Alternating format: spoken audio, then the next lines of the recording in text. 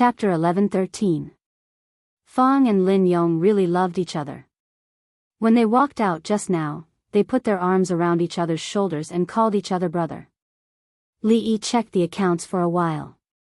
When he walked out of the room again, he saw Lin Yong hanging on the tree by Fong. Fong's strength was beyond doubt, and others could not be envious of him at all. He was born with great strength. When his family conditions were not good, he only looked stronger than others. Later, when the material conditions kept up, he began to leave ordinary people far behind. Coupled with the training of second granduncle, even Li Yi did not dare to say that he could easily defeat him. His fists were too heavy, and one punch could kill someone. Lin Yong only had some skills, but he could only be regarded as half a person in the martial arts world. Of course, he was no match for Fong. "Li brothers, save me, save me." Lin Yong hung on the tree. Seeing Li Yi coming out, he seemed to see his savior. Li Yi glanced at Fong, and then Fong jumped on the tree reluctantly and put him down.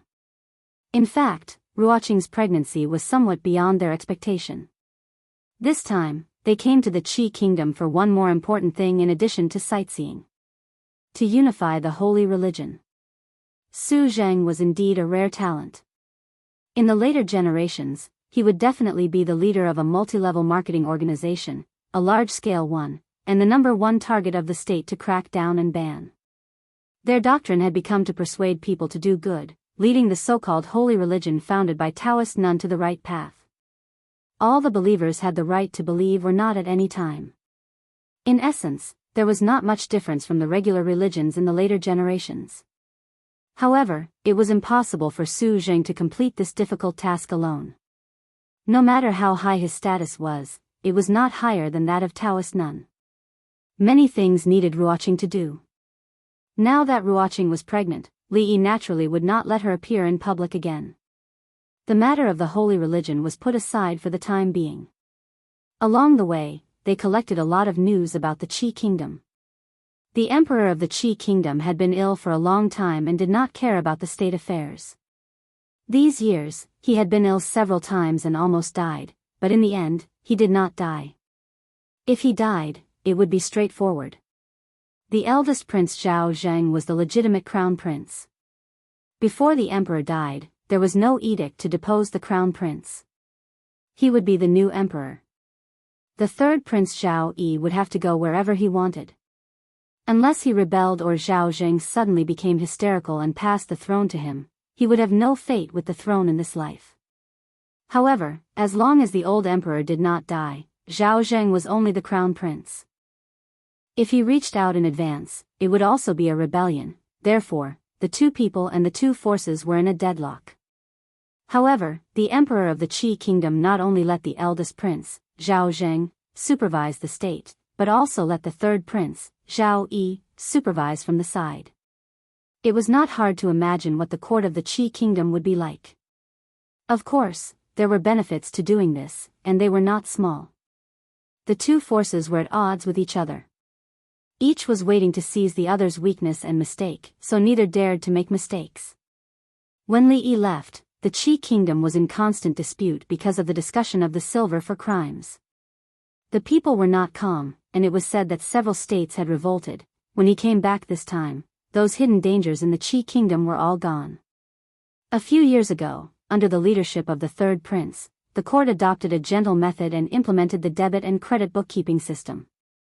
Until now, it had been quite effective. Although the corruption among the officials had not been completely stopped, it had been quite effective. As expected, those who could become the emperor were not easy to deal with. Li Yi did not know what the emperor of the Qi Kingdom thought about the struggle for the throne, but he did play a good hand. For a long time, including now, the prosperity of the Qi Kingdom was justified. If it was not for the rapid rise of the Jing Kingdom in recent years, perhaps they would still be living under the shadow of the Qi Kingdom. As for who would become the emperor of the Qi Kingdom, Li Yi did not care much. It had little to do with him. Whether Zhao Zheng or Zhao Yi took over the Qi Kingdom, they would not pose much of a threat to the Jing Kingdom. A long time ago, the Jing Kingdom had been at the forefront of the times, and the speed of its advancement was getting faster and faster, leaving the other countries far behind. It even had the perspective of God. Li Xian had been improving the cannons, and he had also begun to develop and supervise the manufacture of many other types of firearms. As long as they did not encounter an extremely fatuous emperor who overthrew everything they had done, the current Jing kingdom was not something that the Qi kingdom could catch up with even if it had one or a few wise emperors. Under such circumstances, of course, he hoped that Zhao Yi would be the one to take over. All his life, he was not fond of owing favors. He did not like owing favors to women, and he did not like owing favors to men. The former could be repaid with his body, but if he wanted to repay the latter, he would have to do something else. There was no doubt that the third prince, Zhao Yi, had played a great role in the smooth sailing of the Lin family's business for the past few years. It could be said that he had taken good care of Wanru. This was a great favor. Just based on this point, the scales in his heart had to tilt in favor of him. Of course, it was impossible for him to go to his side and give him advice now, but he did not mind giving him a push when it was necessary. Lin Wanru walked out of the room and gave some instructions to Lin Yong. Although the Liuzhou was far from the capital of the Qi kingdom, and it was not considered an important military town, it was a big commercial province. Geographically speaking, the Liuzhou was in the hinterland of the Qi kingdom and did not border other countries, so it did not have the conditions to become a big commercial province. However, the people of the Liuzhou had been raising silkworms for generations, and the silk of the Liuzhou was famous far and wide. This time, Lin Wanru came to expand the silk and clothing business. If it was successful, perhaps the Liuzhou would become their biggest clothing base in the Qi kingdom. Lin Yong looked at Li Yi, who was not far away, and then looked at Lin Wanru, and asked, "Miss, how long will we stay in the Liuzhou this time?" Lin Wanru was the helmsman of the Lin family. She only needed to ensure that the general direction was not wrong, so she did not need to stay in the Liuzhou for a long time. Other things would be handled by the steward. After thinking for a while, she said, "About a month." Lin Yong looked at Li Yi, and asked, "Li brothers, how long will you stay in the Liuzhou?" Ruoqing was pregnant. They could either go back to Shuzhou or Rui City now, or stay here and wait for her to give birth. Although Rui City and Shuzhou were more suitable for nurturing the fetus, they were already deep in the Qi kingdom. If they went back, it would probably take a few months. The journey would be tiring and bumpy. After discussing with Li Yi and Rui, they decided to stay in the Liuzhou and go back after she gave birth. However, in this way, their plan to detour from the Qi kingdom to the Jing kingdom would have to be put on hold. Li Yi thought for a while, and said, "Less than a year." During this time, naturally, he would not only wait for Ruoqing to give birth, but also carefully plan the affairs of the holy religion and the business of the Qi kingdom.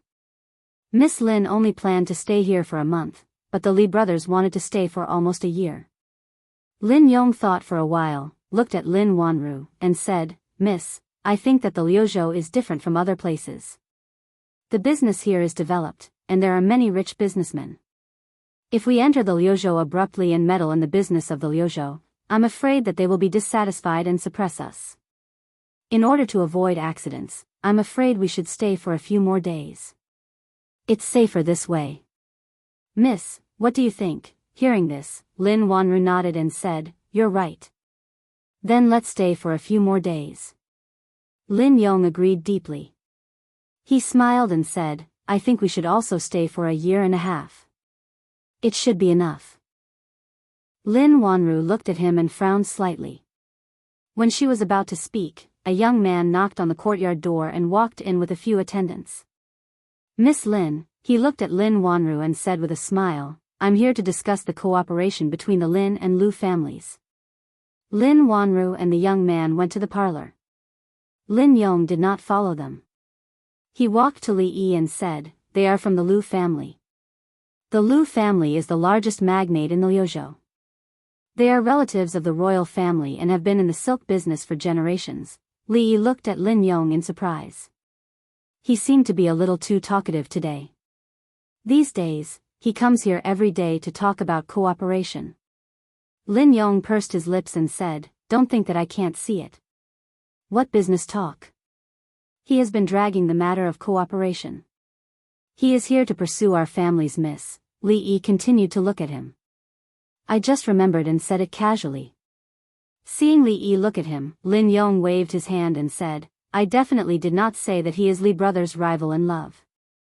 I also did not hint at you to pursue our Mississippi Li brothers. Please don't misunderstand. Please don't misunderstand. Chapter 11:14. The young man walked out of the hall and cupped his hands at Lin Wanru.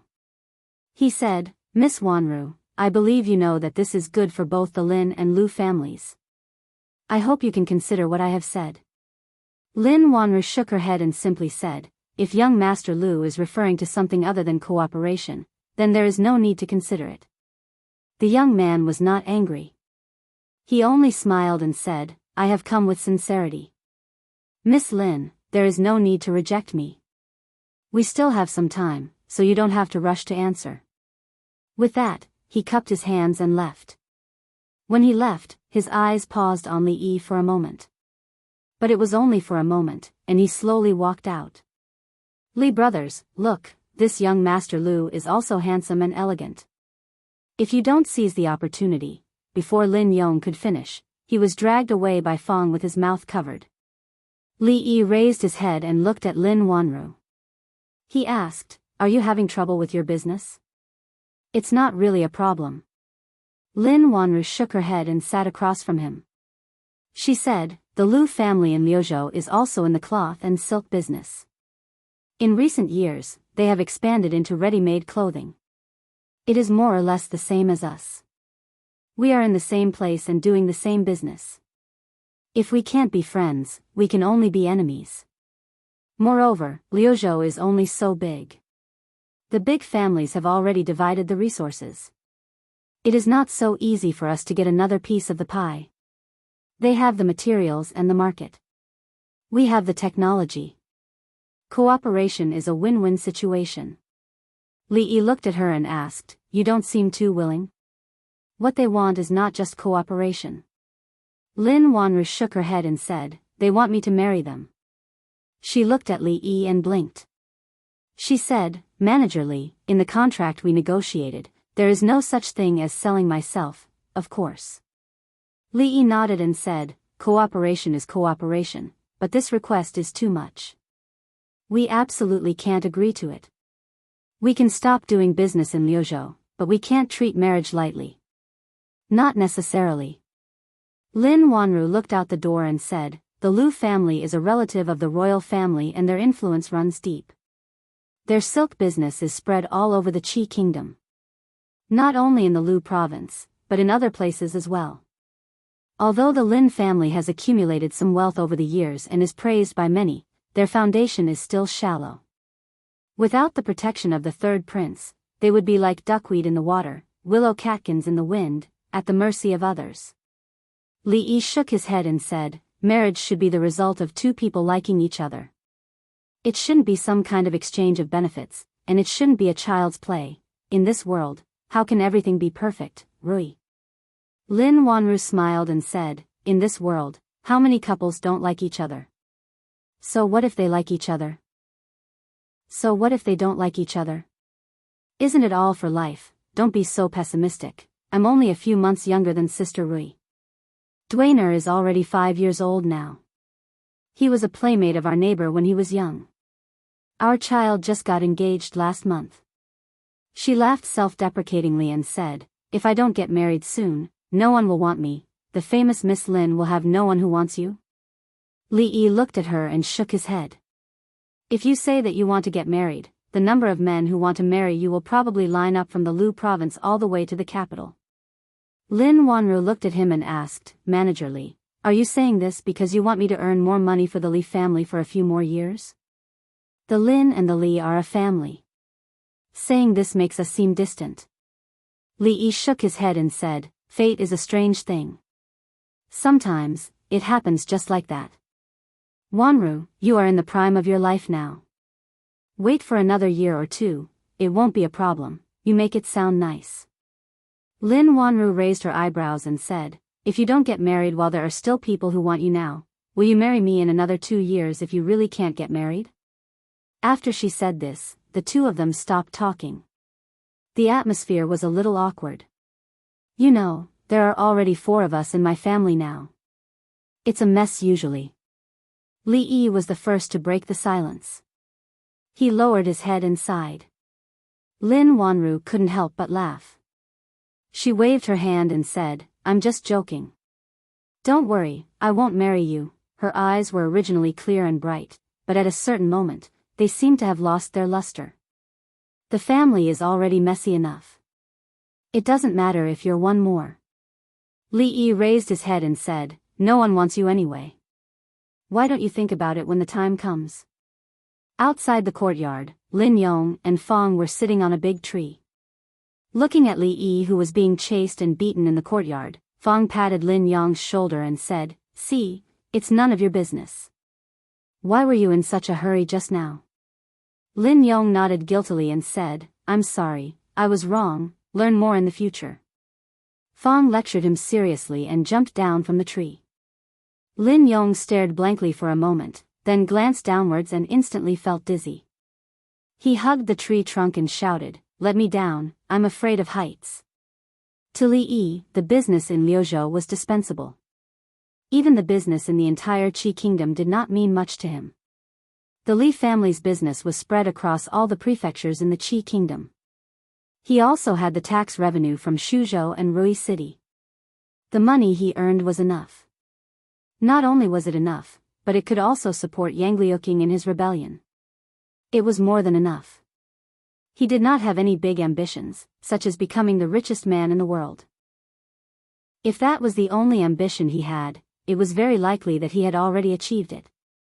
But since he was going to stay in Liuzhou for a while and had nothing to do, he would do some things while he was at it. If others wanted to fight for something, he did not mind playing along. The business expansion in Liuzhou was still in the preliminary stage, so there would not be any obstacles for the time being. Su Zheng's plan to unify the holy religion had encountered a big obstacle. Before Liuzhou, they had unified more than 10 prefectures and did not encounter too many obstacles.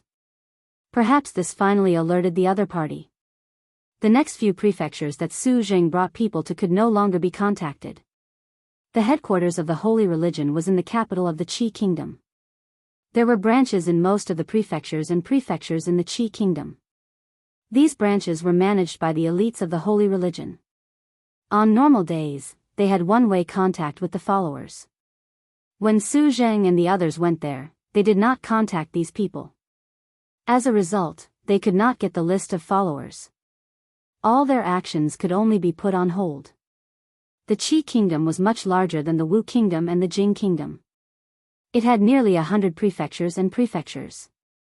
They had only unified a dozen or so prefectures. After the other party was on guard, every step became extremely difficult. It would take a long time to unify one prefecture and one prefecture. Li Yi thought for a while, then borrowed Wanru's study room and began to write a letter. He wrote a few words on the envelope. To Su Tian. Chapter 11:15. They had to do things in a simple and straightforward manner. They had to solve the biggest problem with the smallest investment. The holy religion claimed to have 100,000 believers in the Qi kingdom. That was 5 or 6 years ago, and it was unknown how many there were now. Was it a big deal to persuade a multi-level marketing organization with 100,000 people to mend their ways and return to the right path? All they needed was a piece of paper to solve this big problem. In the final analysis, the only one standing in their way was the Taoist nun. Without a leader at the master level, the rest of the people were just a plate of loose sand. They were nothing to be afraid of. Unfortunately, Su was very interested in the Taoist nun. There was another person who was more interested in the Taoist nun than Su. He was more interested in the affairs between Su and the Taoist nun. Therefore, what he had to do was to send this letter. The situation in the Wu kingdom was good. Yang Liuqing and the others had already occupied nearly 20 states, which was enough to stand up to the imperial court of the Wu kingdom. Some powerful bandits, who had been observing for a long time, had been showing signs of taking sides in recent days. Outside the cities they occupied, countless people were looking forward to being liberated as soon as possible. They had won countless battles and stabilized the people in the states and prefectures they occupied and saved them from the chaos of war. Today, she had become the faith in the hearts of the people in the Wu Kingdom. The chaos in the Wu Kingdom wouldn't last for a few years. It seemed easy for them to rebel in the Wu Kingdom, but in fact, there were many predecessors and descendants, and they didn't know whether they were predecessors or descendants. In short, in the 5,000 years of China, countless predecessors and descendants had paved the way for them. If it wasn't for the fact that the Wu Kingdom could have a stable regime in the future, they would have been advancing unhurriedly. Relying on these past and future experiences, it was a shame that they hadn't been able to conquer the imperial city of the Wu Kingdom until now. Life in Liuzhou was very comfortable. There were not many people here, and the scenery was beautiful. The river snail rice noodles were delicious. Li Yi had been to many prefectures, including those of the Jing Kingdom, the Qi Kingdom, and the Wu Kingdom. These prefectures were neither the most prosperous in industry nor the most prosperous in commerce, but overall, they gave people a good feeling. The scenery was beautiful, and the prefectures were extremely clean. In his mind, the livability index of these prefectures could be ranked in the top 5 among all the prefectures. Lin Wanru and Lin Yong were not very familiar with Liuzhou, but since they were born in the Qi Kingdom, they were more familiar with the place than Li Yi and the others. These days, Lin Wanru and Lin Yong brought them around. Li Duan liked to play. The main reason was that he didn't need to practice when he played. Moreover, he knew that when he went back this time, he would have to go to school with others. There wouldn't be many free and unfettered days. Old Fong was alone on this trip, but he wasn't when he was out having fun. His relationship with Lin Yong progressed rapidly. He often saw Lin Yong asking him for advice with a sincere face. It seemed that ever since he was hung on the tree by Fong, the two of them often got together, and no one knew what they talked about. Wanru was no longer considered an outsider in the Li family. Before Zuimo and Ruoqing came into the family, she got along very well with Rui and Rui. She was one of Mississippi Lu's few friends. The friendship between the two had been forged several years ago. The last time they were in the capital, she even taught Rui how to read poetry. It seemed that from then on, Mississippi Lu only started to take the initiative to learn. Liuzhou was not big. They would occasionally go out for a walk. In half a month, they had visited all the places, and there was no good place to go. Once people stopped, they would always want to find something to do. But this place was different from the Jing Kingdom. There weren't so many opponents who took the initiative to make trouble. It was also different from the Wu Kingdom. They couldn't casually rebel, and the days gradually began to become boring. Fortunately, there was Lin Yong to talk to him often. He didn't know if it was an illusion, but he always felt that after hanging out with Fong for a period of time, Lin Yong began to talk more. And as he chatted, the topic would always turn to Lin Wanru. Our miss likes to eat sweet things since she was young. When she was young, she ate bad teeth. Later, she slowly changed. But she usually likes to eat some pastries. Lin Yong almost watched her grow up. Naturally, he knew her character and preferences very well. Also, Miss has been competitive and capable since she was young. Otherwise, Old Master wouldn't have handed the Lin family over to her. Lin Yong recalled the past and sighed. He said, actually, during that period of time, Miss didn't have it easy. The family didn't like her, and there were a lot of rumors and slanders outside. Miss had to bear all of it alone. After you came, Li brothers, everything changed. Lin Yong's face revealed a happy expression. He said, ever since you helped her deal with the second master, everyone in the family has been obedient to her. These few years, there hasn't been any more trouble. It's all thanks to you, Li brothers. It's all because of her own tricks. Li Yi shook his head. Among all the women he knew, the most competitive was probably Rui. But in fact, Mingzu and Wanru were the same kind of people as her. It was just that they focused on different areas. Rui was good at martial arts, while Mingzu was good at governing the country. Sometimes, even Li Yi himself had to admire Wanru's business methods. Li Yi looked at Lin Yong and asked, has she been so powerful since she was young? That's not all. Lin Yong thought for a while and shook his head. He said, don't be fooled by Mrs. ability. In fact, she was still wetting the bed when she was 5 years old. Seeing Lin Wanru coming out of the inner courtyard, Lin Yong hurriedly shut up. Seeing that his gaze and expression were not right, Lin Wanru frowned slightly. She walked over and asked, "What are you talking about?" "He's talking about how good you've been at doing business these few years."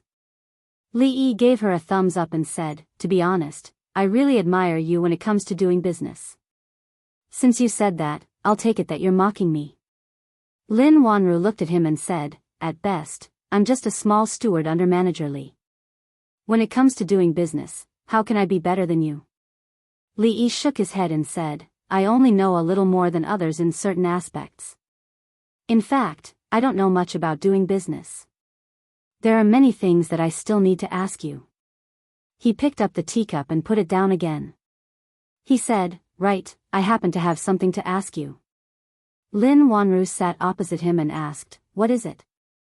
Li Yi thought for a moment and asked, "Did you really still wet the bed when you were 5 years old?" Hearing this, Lin Wanru was startled, and Lin Yong's expression changed greatly. Lin Wanru took a deep breath, her chest rising and falling a few times. She almost crushed her teeth and squeezed out 2 words from between her teeth, "Lin Yong." Judging from the speed at which Lin Yong escaped, he should have been sparring with Fong recently. His skills were clearly much better than before. Seeing that her face was already red, Li Yi hurriedly said, "It's nothing. Lin Yong just mentioned it in passing. I'm not afraid of you laughing at me, but actually, when I was young." She probed, "When you were 5 years old, you still wet the bed?" Looking at Miss Lin's expectant gaze, Li Yi shook his head and said, "No, I stopped wetting the bed when I was 1 year old." When Lu Luo stepped into the courtyard, he saw such a scene. The legendary woman of the Lin family, who had always been indifferent to men, was blushing as she stretched out her hand to hit another man. Of course, anyone with a discerning eye could see that it was a hit, in a flirtatious manner. He had come here many times under the guise of discussing business, but Lin Wanru had never treated him like this. With just one look, he felt a strong sense of jealousy towards that young man. He took a deep breath and calmed himself down. With a smile on his face, he stepped forward and said, "Wanru, have you thought about the matter I mentioned last time?" Lin Wanru glanced at Li Yi, who was beside her. He was still angry about what had happened just now. She said angrily, "I'm just a small steward. If young Master Lu has anything to say, it's better to discuss it with my family's shopkeeper." "Shopkeeper?" Lu Luo was startled. "Your family?" Li Yi stood up and looked at the young man in front of him. He said, "Li Yi, her family's shopkeeper. We can talk about cooperation, but I won't marry." Chapter 11:16. The Lin family of Feng Prefecture was only a new family in the Qi kingdom. The so-called new clans were naturally different from the Lu clan, which had been around for hundreds of years and had a deep foundation. In terms of prestige, wealth, and influence, the Lu clan, which had been around for generations, was far superior to those nouveau riche clans. In their eyes, the Lin family and the Qian family, which had been in the limelight for the past few years, were all nouveau riches. The wealth that they had accumulated in a short period of time might be comparable to that of a big family like the Lu family. However, their foundation was shallow, to the point that they had no foundation at all. If the Lin family and the Qian family were not backed by the third prince and the Lu family was also one of the third prince's supporters, he would not have been so polite to them. At least, in the territory of Lu Prefecture, the Lu family did not have to be polite to anyone. He had put down his pride and visited the Lin family several times with great sincerity. He had already given the Lin family enough face. However, what Lin Wanru did just now was rubbing his face on the ground. If the head of the wealthy Lin family was only a lowly steward, who else in the world could be called a shopkeeper? This was an insult to him. Lu Luo stopped smiling and said calmly, "Miss Lin, the Lu family came with sincerity. I hope you won't play this kind of joke on me." Lin Wanru shook her head and said, "I'm not joking. This is really our shopkeeper. If that's the case, then there's nothing else to talk about." Lu Luo stood up and said this. He turned around and left. Although he did not say much, Li Yi could still feel his strong resentment as he walked out of the door. Li Yi looked at Lin Wanru and said, "It's over. You've offended the local bully. If he holds a grudge and seeks revenge, it will be difficult to do business in Lu Prefecture. What should we do then?" She sighed and said, "Lu Prefecture is not like Feng Prefecture. We have no one to rely on here. We can't win against them. What's there to be afraid of? Lu Zhou isn't even surnamed Lu. Do you think they'll chase you out?" Although Lu Zhou's surname isn't Lu, it isn't Lin either. Li Yi thought about it carefully and said, "That's not necessarily true. If you carefully consider what happened last time, it might be possible to let it have the surname Lin." Lin Wanru looked at him and asked, "What happened last time?" Mississippi Lu walked over from behind and stopped beside him. She asked, "What happened last time?" "Last time? What happened last time?" Li Yi thought for a moment and said, "It doesn't matter what happened last time. Anyway, don't worry about the Lu family. We have a strong foundation in Lu Zhou. We're not any worse than them. Don't worry." Fortunately, the branch of holy religion in Lu Zhou was already under his command. To put it in a small way, he had a certain foundation in the masses. To put it in a big way, he had a certain foundation in rebellion. He was not even afraid of Lu Zhou's government. Why would he be afraid of a mere Lu family? The Lu family. A young man looked at Lu Luo and asked, "She refused?" Lu Luo's face was gloomy. He nodded and said, "The Lu family is a small temple. It can't accommodate a big Buddha like the Lin family. There are so many women in the world. Why did you choose Lin Wanru?" The young man frowned and said, "Although she's not young anymore, she's still the master of the Lin family. How can she be your concubine? Or is it the Lin family that you want?" He looked at Lu Luo with a calm expression, but it made Lu Luo break out in a cold sweat. Although the Lin family didn't have much of a foundation, in terms of wealth, several Lu family couldn't compare. If he really won over Lin Wanru and the Lin family, his status in the Lu family would definitely rise. At that time, the one who would be the most unhappy would be his brother. He hurriedly explained, "I'm not doing this for the good of the family. Even if we can't get the Lin family, as long as we can subdue that woman, we won't have to worry about the family's prosperity." "Brother, do you also want the Lu family to hide in this small Lu Zhou?" The young man looked at him vaguely and said, "Since she doesn't want to give face to the Lu family, we don't have to show her any mercy. As the saying goes, a powerful dragon cannot crush a snake in its own territory." This saying was very reasonable. After offending the Lu family, the supply to Lu Zhou was cut off the next day. This time, they came to Lu Zhou because the textile industry in Lu Zhou was developed. It was the largest producer of silk in the Qi kingdom. If they built a clothing store here, they could save a lot of money and unnecessary expenses. In this way, they had to rely on the supply from Lu Zhou. This was a win-win situation for both parties. Before Li Yi and the others arrived in Lu Zhou, countless merchants had come to them to seek cooperation. They were almost crying and begging to hitch a ride on the Lin family's wagon. In the past few days, those merchants who had reached an agreement with each other sent their stewards over. They used various reasons for the lack of supply to terminate the cooperation. At first, considering that the store was still in the construction stage and the details had not been decided, they did not sign a contract. These merchants regretted their decision at the same time. Several stewards went to many other merchants and received the same answer. The Lu family wanted to use this method to cut off their supply. This was a childish but effective method.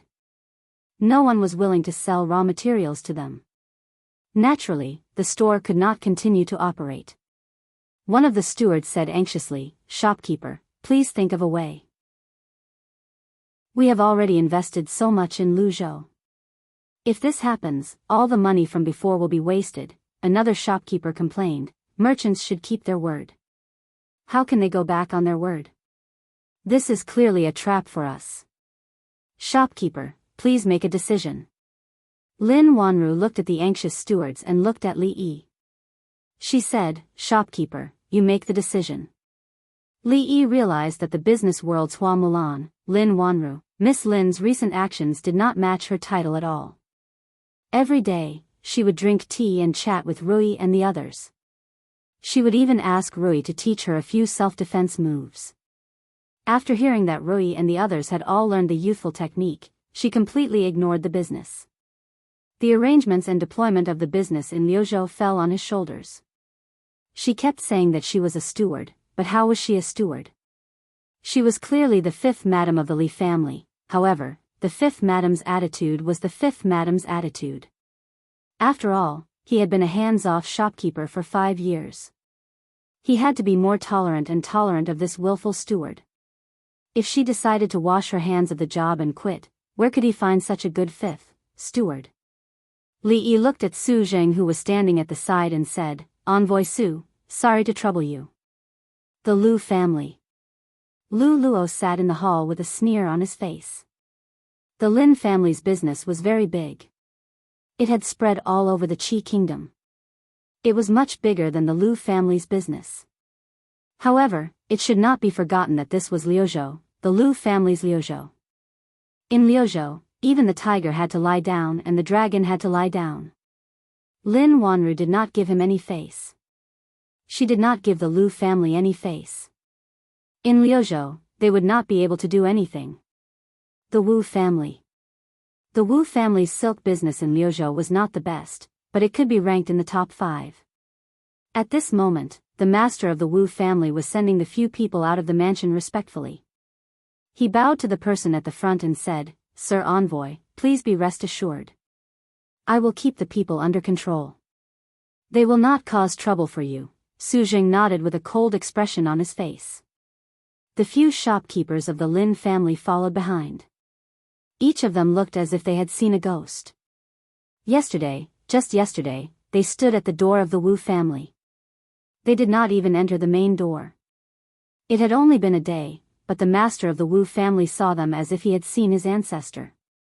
To be more precise, he saw Envoy Su. It was not just the Wu family. They had gone to a few other families. The attitude of those family heads was exactly the same as the master of the Wu family. They easily signed a contract with the other party. Those stingy cheapskates all wanted to give them as much as they could this time. They could not refuse. The people of Liuzhou were terrifyingly simple. Chapter 11-17. The Wu family, the Qin family, and the Wei family, have they lost their minds? In the Lu residence, Lu Luo, who had just received the news, had a dark expression on his face. He was pacing in the hall and growling in a low voice. This time, he had mobilized the Lu family's resources and joined forces with the other major clans in Luzhou to cut off the Lin family's supply of goods, completely blocking the Lin family's escape route. The other party's shop and workshop in Luzhou had already been built. If there was no supply of goods, all the initial investment would be for naught.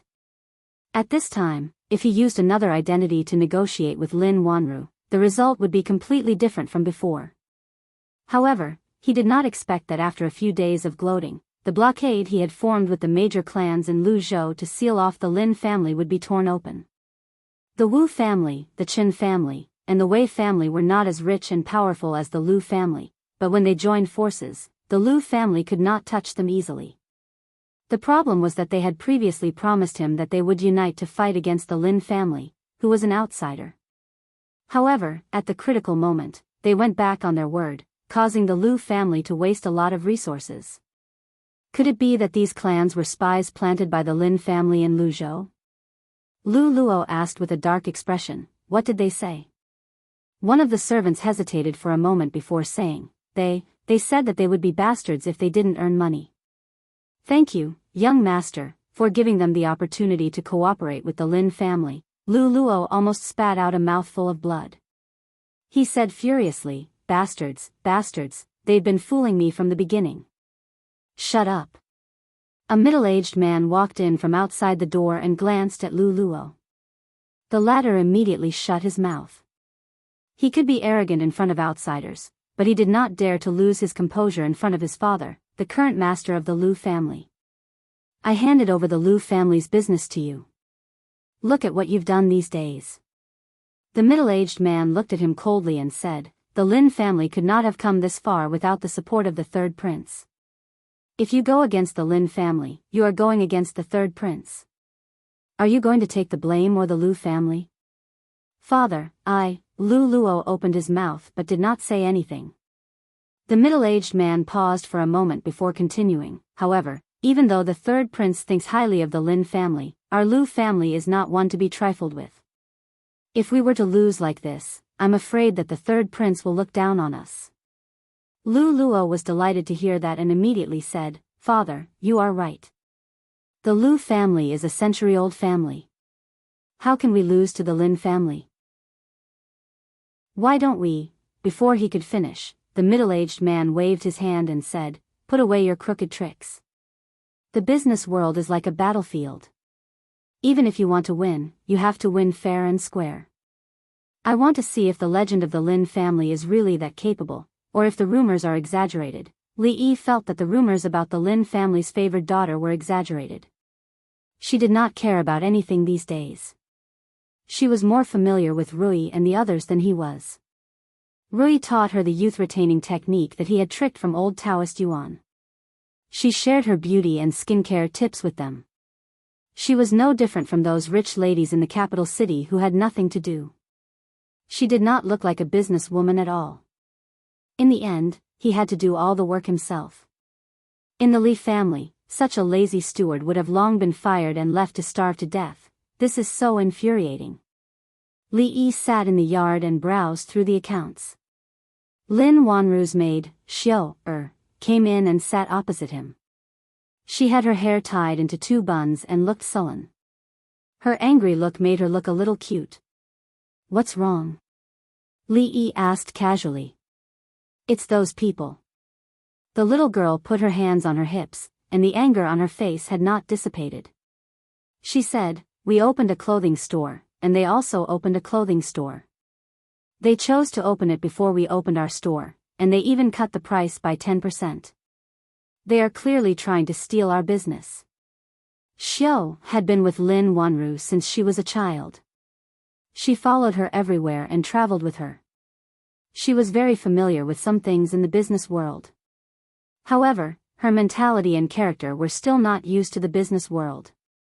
A business war was a war without gunpowder. A large-scale business war, in terms of influence and power, was not inferior to a war. The difference was that a war was a real one. After the war, there would be a lot of corpses. After a business war, there would often be no bones left. If they do this, when we open in 2 days, there will be no customers. The little girl wiped her tears. She had been following the business expansion in Liuzhou from beginning to end. She had worked so hard for so long, but in the end, the peaches were taken by others. She felt so wrong that she was about to cry.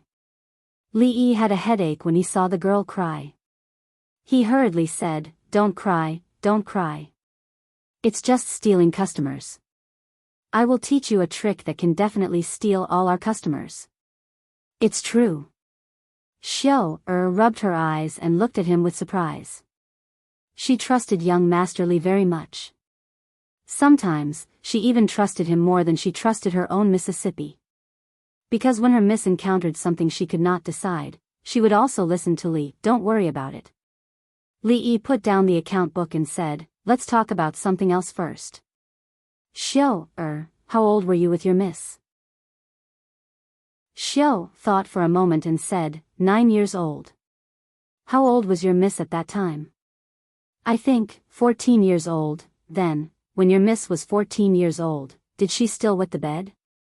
From the beginning, Li Yi saw Lin Wanru standing in the distance and looking at them from time to time. At a certain moment, she finally came over and asked, you and Xiao, what were you talking about just now? Li Yi said helplessly, you didn't teach her how to deal with the Lu family, so I had to teach her myself. Lin Wanru still looked a little doubtful and asked, that's all? That's all.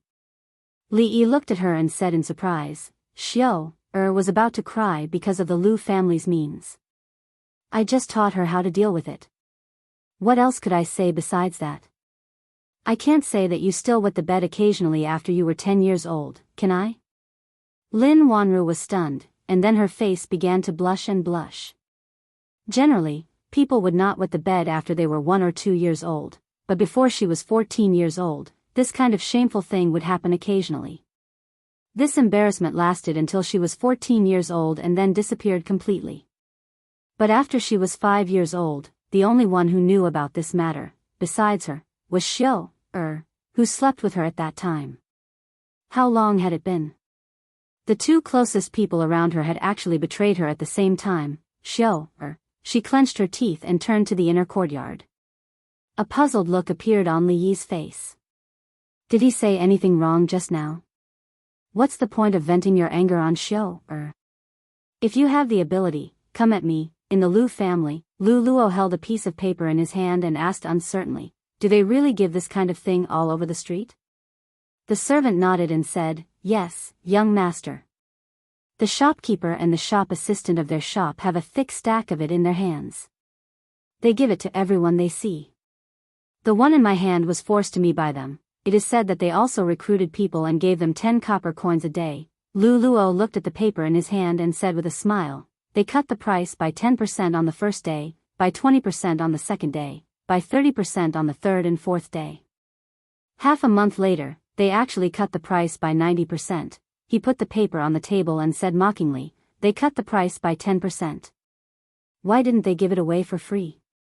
The Lu family gave 10% of the profit, so the number of customers in the shop had multiplied over the past few days. They had the idea of small profits but quick turnover. However, small profits but quick turnover did not mean that the lower the price, the better. 10% of the price was far lower than the cost price. The more they sold, the more they would lose. If the people of Lu Zhou bought their goods on the last 2 days, even if the Lin family was wealthy and did not care about the loss of Lu Zhou, they would still become a joke in the business world. What the proud daughter of the Lin family, the Hua Mulan of the business world. It turned out that it was all just a rumor. In half a month, get someone to buy a lot of the Lin family's goods. Lu Luo twitched the corner of his mouth and said, they just opened for business and they already gave us such a big gift. They are too kind. Chapter 11:18. There were a few new clothing stores in Liuzhou. Almost everyone inside and outside the city knew about it. The news spread far and wide. It was no less than half a year ago when the provincial governor of Liuzhou was arrested for corruption, or when a group of bandits who had been harming the people for more than a decade were all beheaded by the government.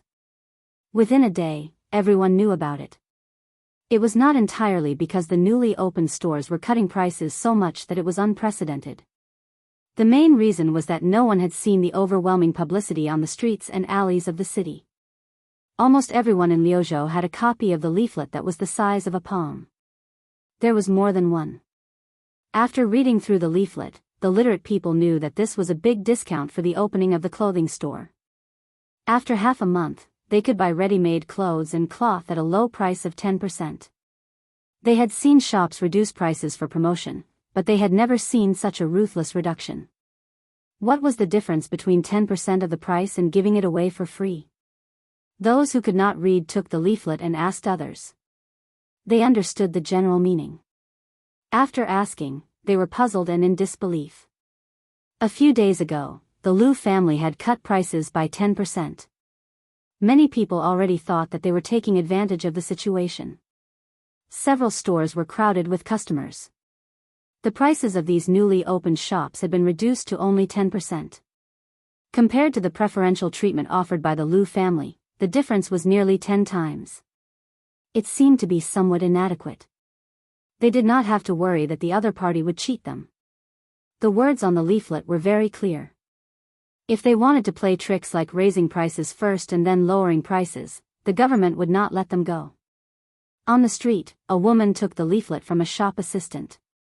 After looking at it, she said in surprise, "In a few days, their clothes will be so cheap. If it's true, we have to buy a few more."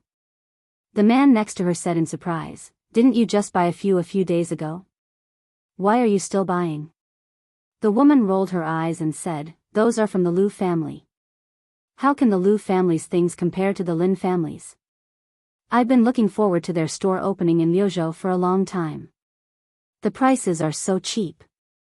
It would be a waste not to buy them. The man hesitated for a moment and asked, "You bought so many clothes. Can you wear them all?" "I'm a woman." "What's wrong with a woman buying a few beautiful clothes?" The woman looked at him and said with dissatisfaction, "Besides, no matter how many clothes I buy, aren't they all for you to see?" What about me? You're a scholar, but you don't even know how to calculate. Buying a piece of clothing from the Lu family is equivalent to buying 2 or 10 pieces of clothing from the Lin family, but it's not even as beautiful as the Lin family. If I buy it this time, I won't have to buy it again this year. Do the math, how much money can you save? What about me? Do you not love me anymore? No, you didn't even buy me clothes. You really don't love me anymore. Did you fall in love with some vixen? Then let's buy it, the man sighed.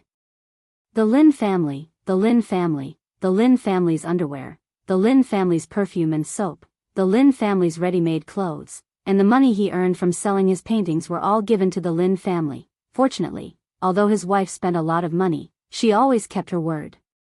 If she said she wouldn't buy it this year, she wouldn't buy it again this year. However, it seemed that there were only 2 months left this year. Before the Lin family's ready-made clothes shop opened for business, it had already attracted the attention of countless people.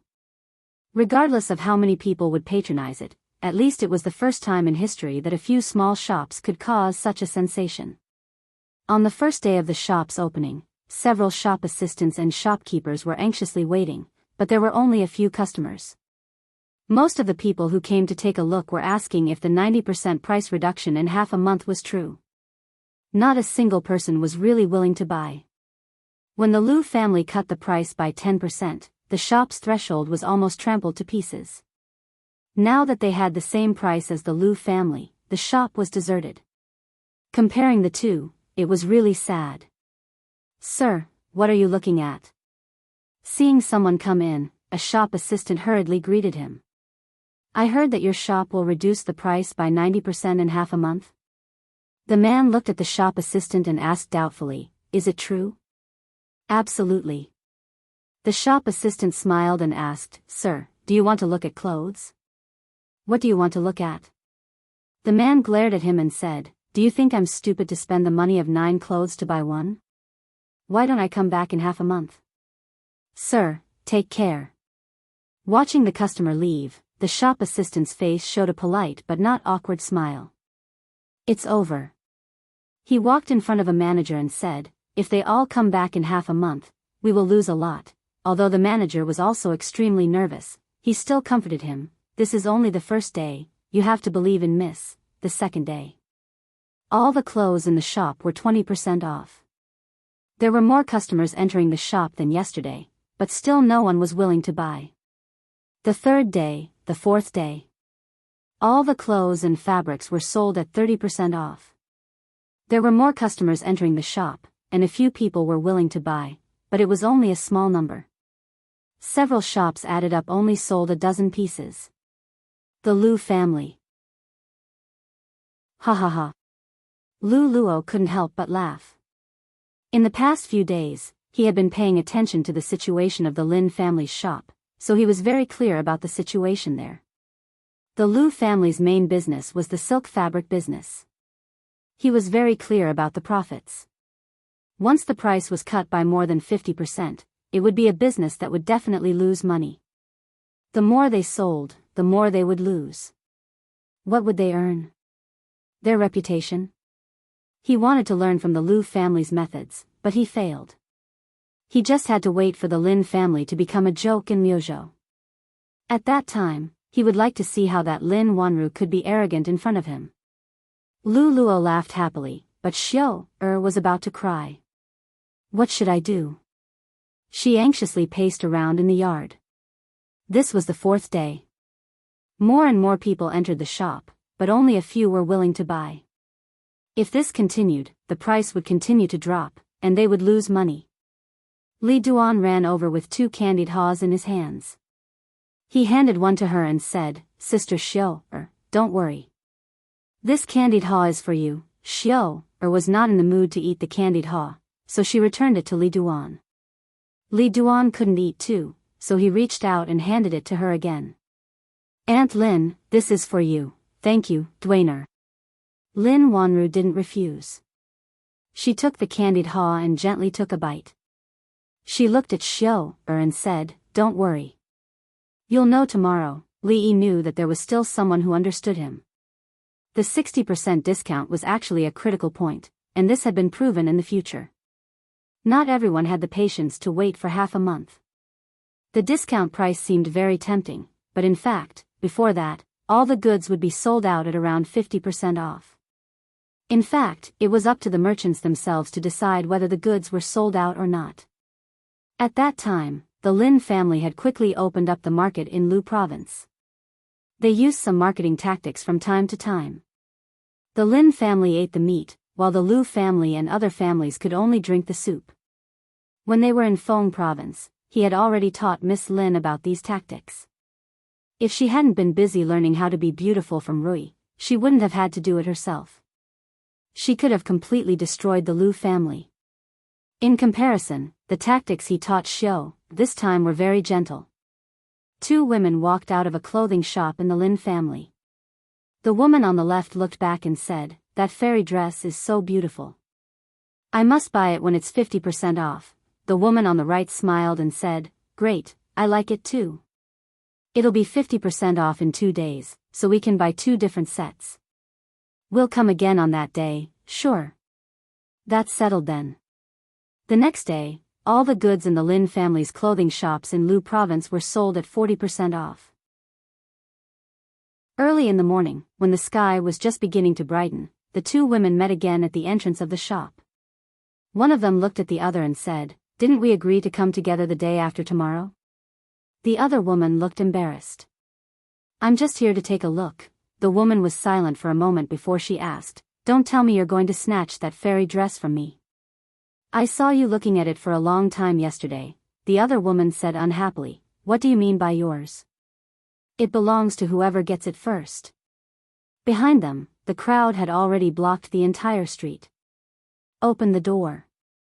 It's already so late. Open the door. That's right. This is how you do business." Someone could not help but step forward and knock on the door. "Open the door. Open the door." One of the workers yawned and opened the door a little. When he opened his eyes, he was stunned. The next moment, he closed the door without hesitation. His face was filled with fear as he shouted, "Shopkeeper, something bad has happened. Someone wants to destroy our shop." Chapter 11:19.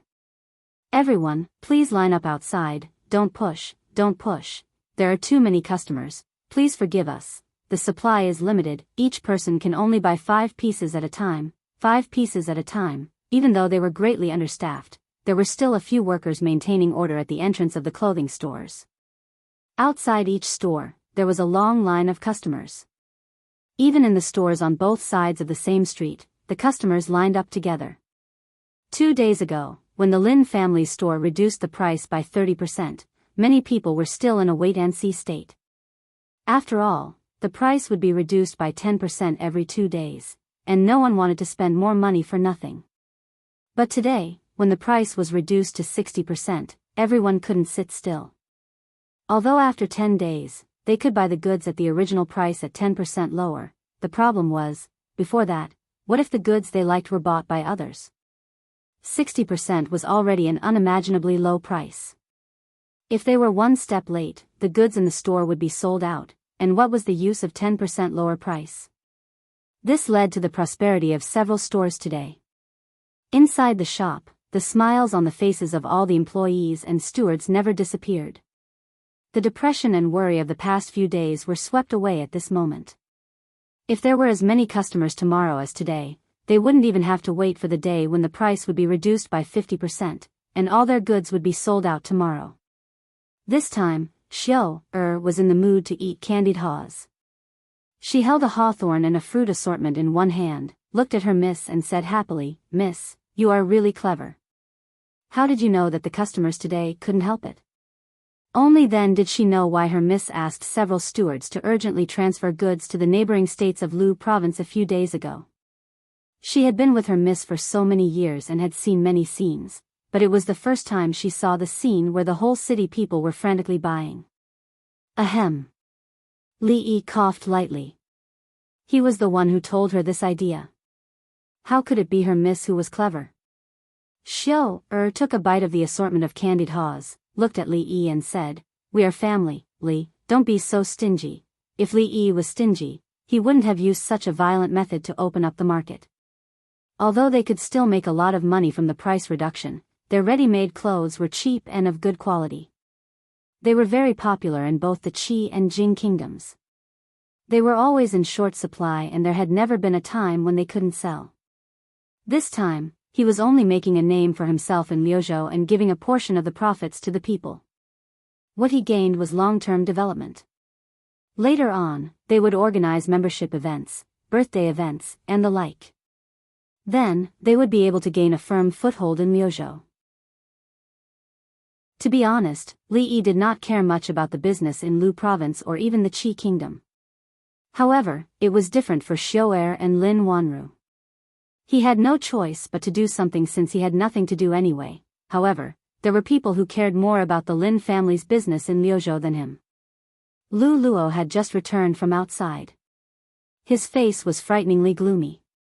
He had just gone to the Lin family's shop to take a look. The street was filled with people. As he walked through the crowd, his wallet and the jade pendant on him had been stolen.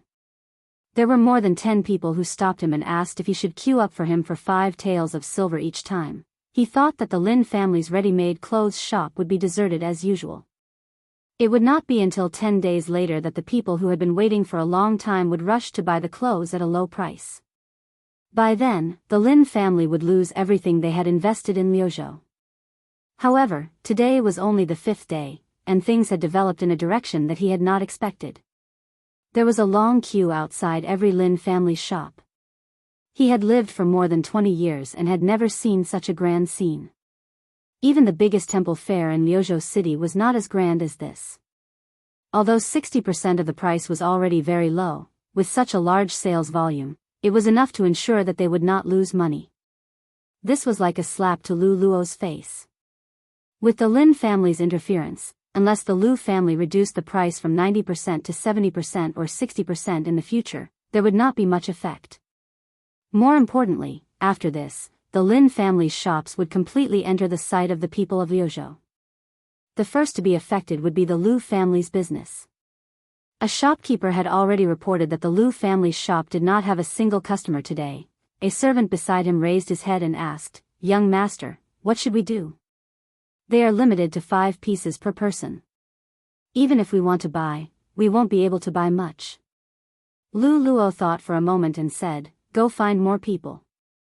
In 2 days, when they reduce the price to 40%, we must buy all of their goods before anyone else. But young master, I think that before they reduce the price to 40%, all of their goods will be sold out, then 50% it is." Lu Luo gritted his teeth and said, "This time, the Lu family suffered losses because of them. This time, we must earn back all of it."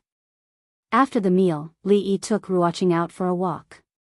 When they came back, they saw more than 10 carriages parked in front of the mansion. Lin Yong was directing them to unload the goods. He first helped Ruoqing back to rest. When he came out again, he walked to the courtyard and sat down. He asked Lin Wanru, who was sitting opposite him, "Have the goods arrived?" Lin Wanru nodded. "Just arrived. Logically speaking, they should have arrived a few days ago. It took me some time to transport the outdated models from the other states. After the influence of the past few years, some of the common people in the Jing kingdom and the Qi kingdom had learned to follow the fashion trend. The ready-made clothing stores would also introduce new styles in time. Those outdated styles would be eliminated and lowered to a lower level. Then, they would target the low-end market and sell them at a low price." Li Yi thought for a moment and looked at Lin Wanru. He asked, "You're not thinking of canceling the limit of 5 pieces per person, are you?" "Not at all.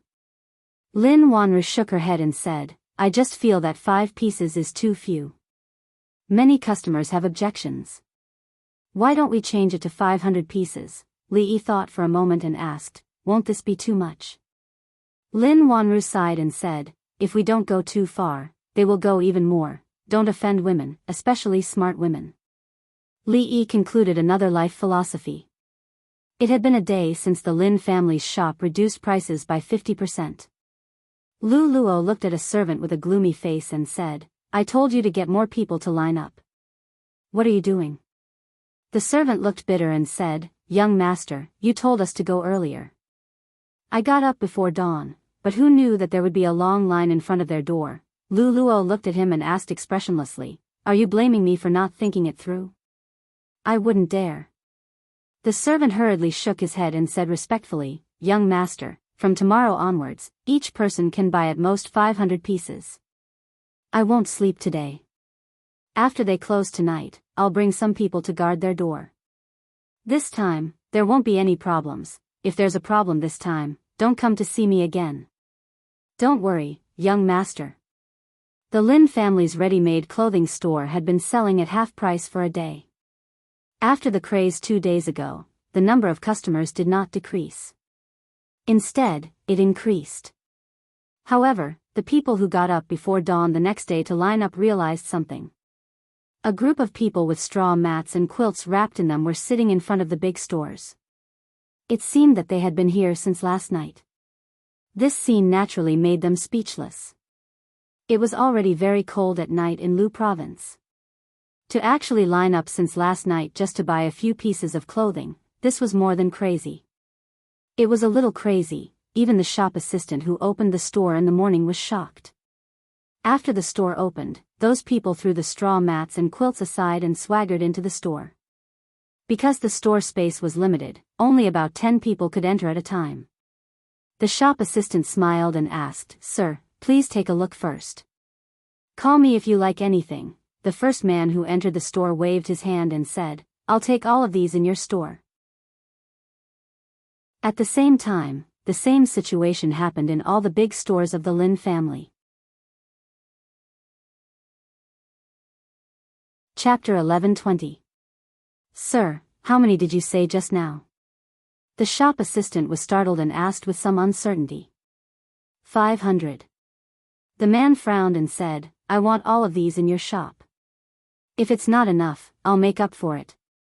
The shop assistant looked troubled and asked, Sir, if you want to buy 500 pieces, what about the customers behind you? What does it have to do with me? The man looked at him with dissatisfaction and said angrily, Hurry up, my time is precious. Sir, cut the crap. Are you selling or not? Yes. A steward came over and nodded heavily. He ordered the people behind him, wrap them all up.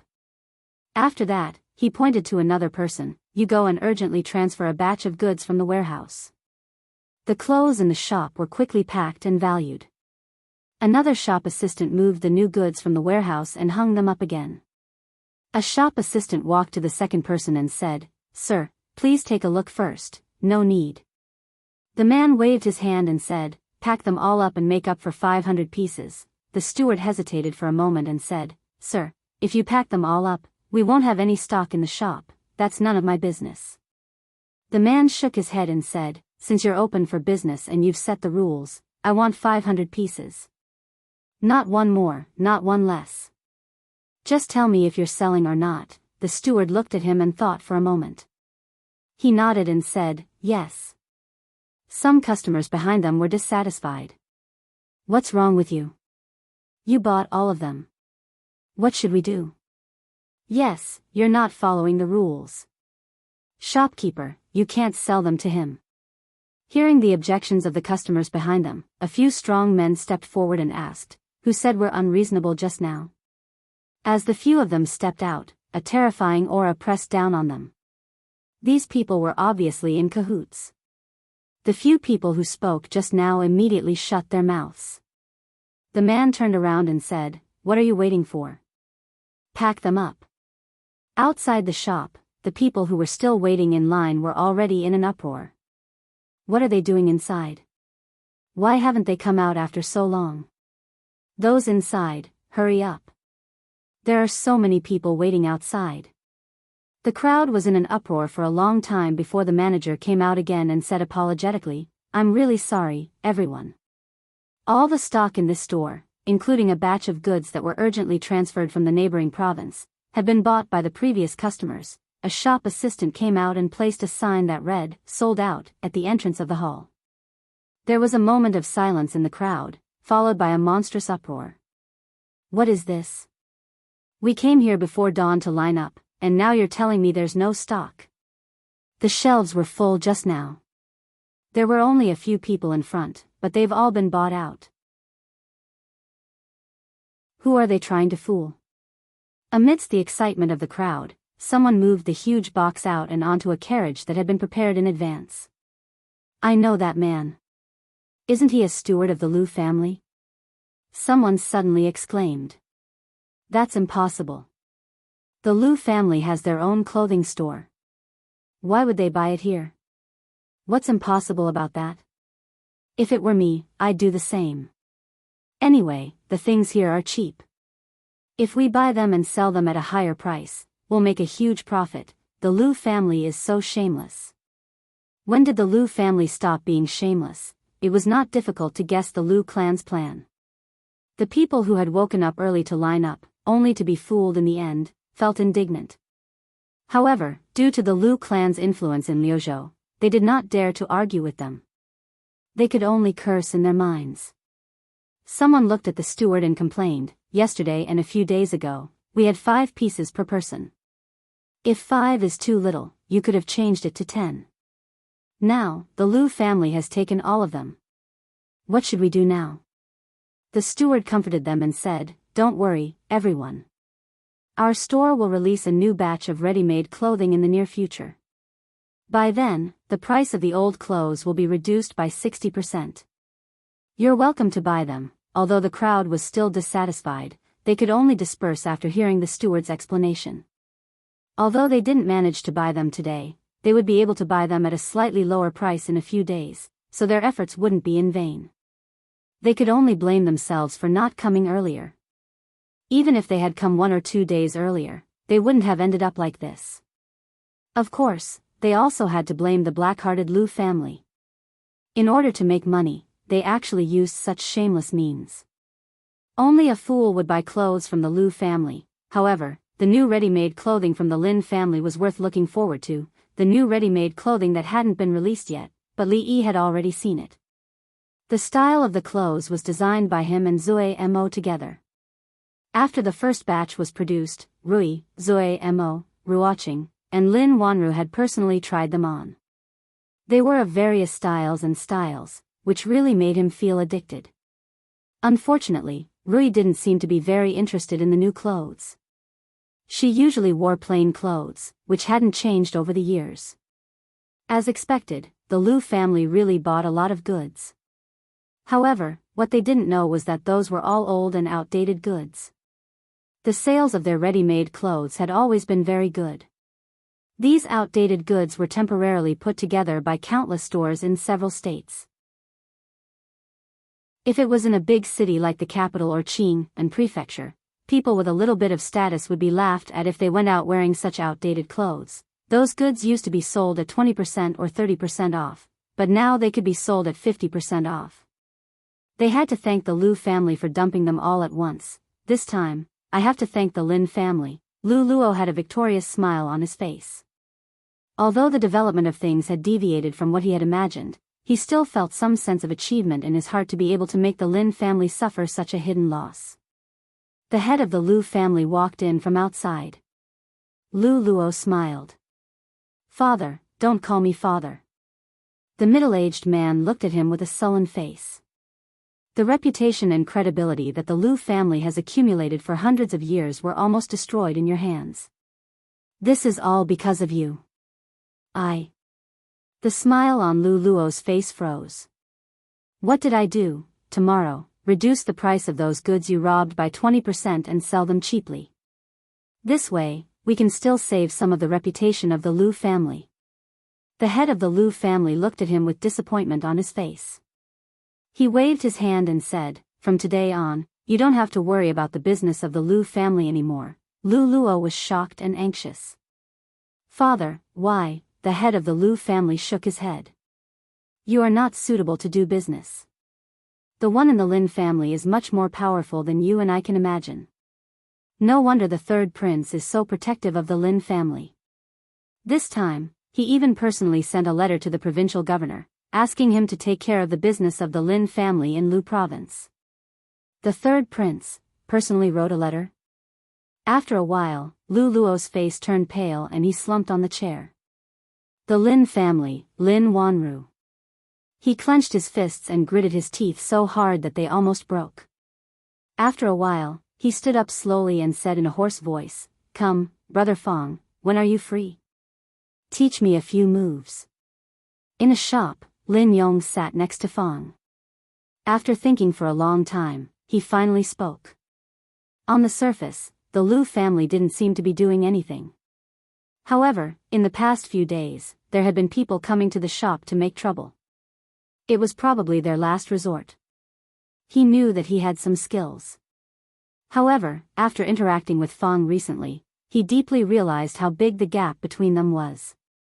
Before Fong could answer, the shop suddenly became quiet.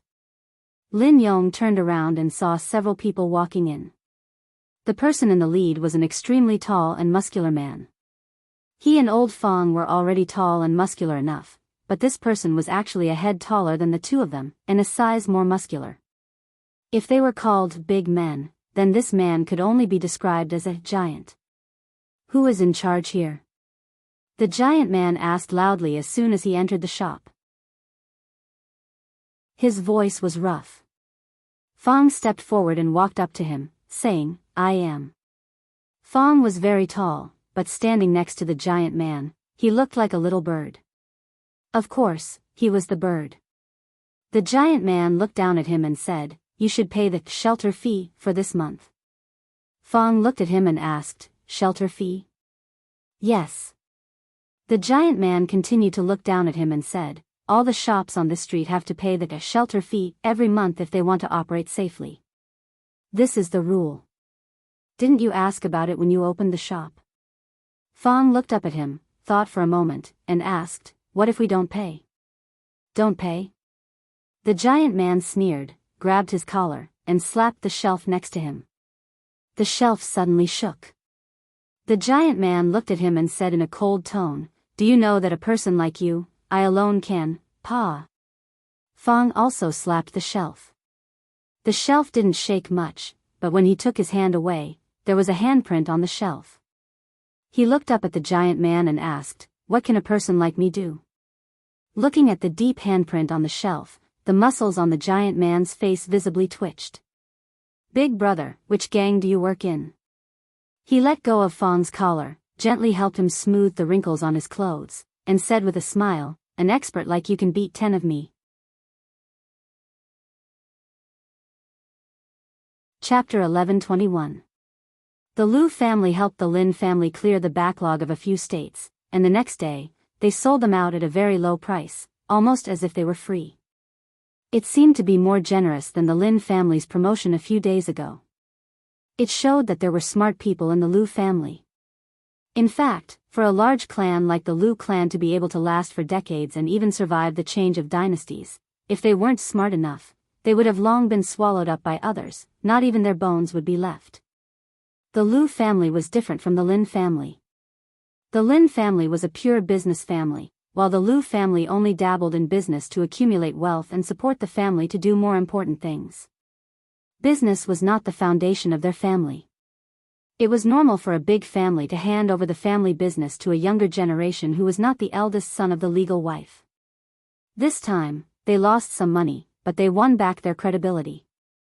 The money was nothing for the Lu family. The head of the Lu family came to the Lin mansion to apologize in person today. He said that everything that happened these days was made by Lu Luo alone and it didn't represent the position of the Lin family. He had punished Lu Luo severely and hoped that the Lin family wouldn't take it to heart. To show his sincerity, he also brought some expensive gifts. Li Yi estimated that the value of those gifts was several times the loss of the Lu family this time. After the head of the Liu family left, Li Yi was wondering whether all the big families in the Qi kingdom were so polite and kind. At this time, the provincial governor of Liuzhou came to visit. Although the provincial governor didn't bring any gifts, his attitude was better than that of the head of the Liu family. He said that if the Lin family encountered any difficulties in Liuzhou, they could just ask him. As the governor of Liuzhou, he would never let the Lin family suffer. Li Yi didn't believe that the head of the Liu family and the provincial governor came to show goodwill to the Lin family because they had nothing better to do. There must be some other reason.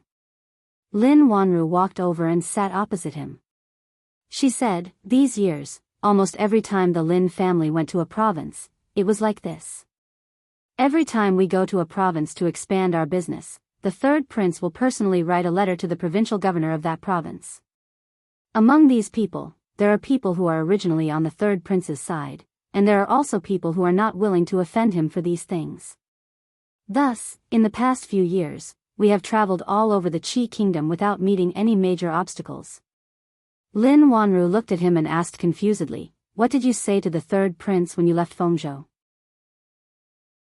"Nothing," Li Yi said in surprise. "I just asked him to take care of the Lin family. These years, the third prince had done more than just take care of the Lin family." Lin Wanru stared at Li Yi.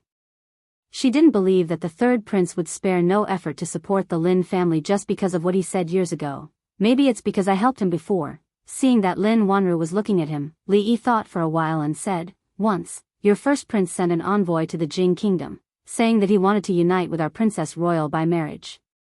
The princess royal is very good at governing the country and is very important to the Jing kingdom. Of course, I didn't agree. You also know that if Zhao Jing marries the Jing kingdom, the third prince will have no hope at all. I helped him indirectly that time. I think, maybe it's because of this reason." In detail, Li Yi and Zhao Yi weren't considered friends. Back then, Zhao Yi brought a group of subordinates to humiliate the Jing kingdom, but Li Yi returned the favor. However, not only did Li Yi not hate him, but he treated him with respect everywhere. This was a person who truly did great things. Zhao Yi was really a person with charisma. Even though they were enemies, Lin Wanru couldn't feel any hatred toward him. He had helped the Lin family so much, and he had helped himself so much, but Lin Wanru couldn't do anything for him. To be honest, Li Yi felt a little guilty. Lin Wanru thought about what he said just now and suddenly asked, "Princess Royal is not only important to the Jing kingdom, but also to you, ah?" Li Yi looked at him and was stunned for a moment. Then he said, "Yes, very important. We are best friends." Lin Wanru looked at him and suddenly asked, "Am I your friend?"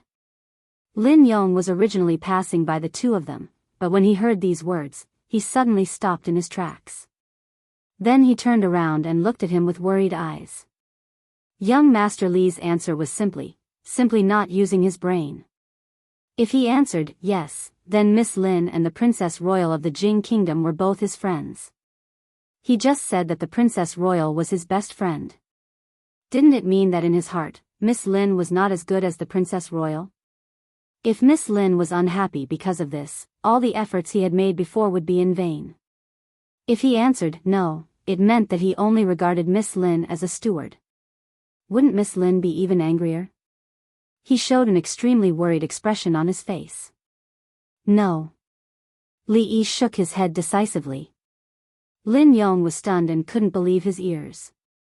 Lin Wanru's expression didn't change much. She looked at him and asked doubtfully, "Why?" "If it's a friend, it's not easy to make a move." Li Yi looked at him and thought for a moment. He asked, "If you can't get married in the future, will you really not consider living with me?" Lin Yong sighed and shook his head. He turned around and left. Brother Fong was right about one thing. It was something that was set in stone. He shouldn't worry about it. The young miss never asked others if they were friends. Brother Li was also very skilled in dealing with her. There was really no need for her to worry about the matter between the two of them. The only thing he was worried about was that although Li said it in a joking tone, Miss Rui was standing behind him. Would she be unhappy when she heard it? In fact, as soon as Li said that, he realized that he had made a mistake. He said that Mingzu was his best friend. If Lin Wanru asked him if she was his friend, he wouldn't be able to answer this question. He didn't expect that she would actually ask. Fortunately, Li Xian wasn't here. Otherwise, things would be more troublesome. Fortunately, he was quick to react and used this half-joking, half-serious tone to resolve the awkwardness. As expected, a smile appeared on Miss Lin's face. Li Yi once again felt that he was very quick-witted. Lin Wanru looked behind Li Yi and smiled. Li Yi's expression froze. He only felt a chill on his back. There was no movement behind him for a long time. He finally breathed a sigh of relief. He thought that he was actually scared by such an old-fashioned trick. It was really. A pair of hands were placed on his shoulders, followed by Rui's pleasant voice. Is it easy to lay hands on my wife's younger sister? If I can't get married in the future, should I consider sleeping with you? It had been a long time since Li Yi had flipped a car. Since things had developed to this point, it was useless to be smart. He could only rely on his strong desire to survive. He stood up and walked in the direction of Lin Yong. He asked, "What did you want to discuss with me just now?" "Let's talk inside." "Nothing." Lin Yong looked at him and said, "I have something to discuss with Fong." "I'll leave first." Lin Wanru stood up and walked over. She held Rui's arm and said, "I saw a set of clothes today. It suits you very well. I brought it back. Let's try it on in the room." Facts proved how important it was to have a qualified wingman in a battle. Some seemed to be wingmen, but in fact, they were spies arranged by the opponent in their own camp. When you were up, down, left, and right, they would aim their machine guns at your engine. Li Yi decided to entrust Fong to educate Lin Yong. Fong had just pulled Lin Yong to sit down when someone walked in from outside and said loudly, "Lin Yong, where's Miss Lin?" Lin Yong turned around and looked at the fat man who walked in. He said in surprise, "Fatty Qian, why are you here?" "Don't mention it. My father asked me to come to Liuzhou to expand my business and learn more from Miss Lin," the fat man said. He looked at Li Yi with a trace of doubt on his face. He suddenly asked, "Brother, have we met somewhere before?" Li Yi turned to look at Lin Yong and asked, "Do you have a copper coin?" Although Lin Yong was surprised, he still searched his body and found a copper coin. Li Yi threw the copper coin to the fat man and said, "We're even."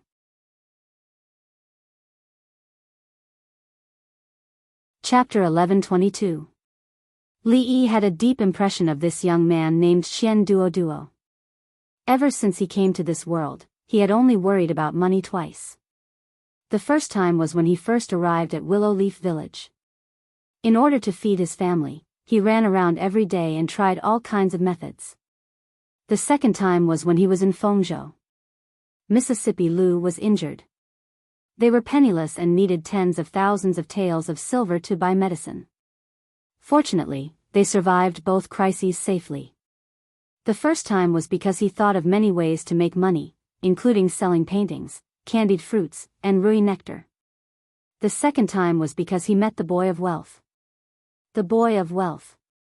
If Qian Duo hadn't been so generous, he wouldn't have had so much money to buy those precious herbs. Mississippi Lu's illness wouldn't have recovered so quickly. Even though they had exchanged the goods and money at the time, Li Yi still owed him a copper coin in cash. He owed him for 5 years. He didn't like to owe favors, especially to men. He didn't like to owe money either. At first, Qian Duo only felt that the young man was familiar. Although he had never seen him before, he felt a sense of familiarity at first sight. It seemed that they had known each other for many years. Until he heard his voice, until he caught the coin. He finally understood that the person in front of him was the brother who had a great impact on his life and pulled him from the wrong path to the right path. In this life, there were 2 people who had a great impact on him. The first was his father, who had given birth to him and raised him. He had taught him how to be a qualified businessman. The second was the brother in front of him. He had helped him regain his confidence when he was at the lowest point of his life. He had helped him find the direction of his life. From then on, he had stepped into a new world. He sat down opposite Li Yi and looked at the copper coin in his hand. He thought for a moment and suddenly asked, "Brother, have you heard of the saying, 9 out and 13 back? In a pawn shop, the pawn shop would only pay 9 taels for an item worth 10 taels. 3 months later, the pawnbroker would have to pay 13 taels to redeem the item, which was called 13 return." What Qian Duo meant was that when he owed them, it was 1 copper coin. 5 years later, it would be more than 1 copper coin. Li Yi looked at him and asked, "Do you know what happens when a fatty falls from a building?" "Become what?" Qian Duo shook his head in confusion. "Damn fatty." After Li Yi explained it to him, he looked at Qian Duo again and asked, "Have you heard of the 9 out and 13 returns?" Qian Duo shook his head. "Never heard of it." The relationship between the Lin family and the Li family was only known to a limited number of people. However, the relationship between the Lin family and the Qian family was known to almost everyone in the Qi kingdom. It was not clear to outsiders whether the Lin family or the Qian family was wealthier. In any case, there were not many families that were wealthier than both of them. Starting from a small Feng state city, the Lin family and the Qian family had been supporting each other for the past few years. To be precise, when the Lin family was still a small family, the Qian family had started to use their family's resources to support the Lin family. Later on, the two families advanced side by side and benefited from each other. Step by step, they became the two giants in the business world of the Qi kingdom. Feng state, where the Lin family was located, was Zhao Yi's territory. Back then, Li Yi had only asked him to take care of the Lin family. He did not expect him to be so honest. In just a few years, he had pushed the Lin family to where they were today. The Qian family had contributed a lot to this. Li Yi had long heard from Lin Wanru that the Qian family had provided a lot of support to the Lin family from the beginning. The god of wealth, Qian, lived up to his reputation. 5 or 6 years ago, he had made his business the largest in Feng state. In recent years, he had followed the third prince to the capital and made his business the largest in the Qi kingdom. Even the current Lin family was not as rich as the Qian family. As the only son of the god of wealth, Qian Duo naturally attracted a lot of attention.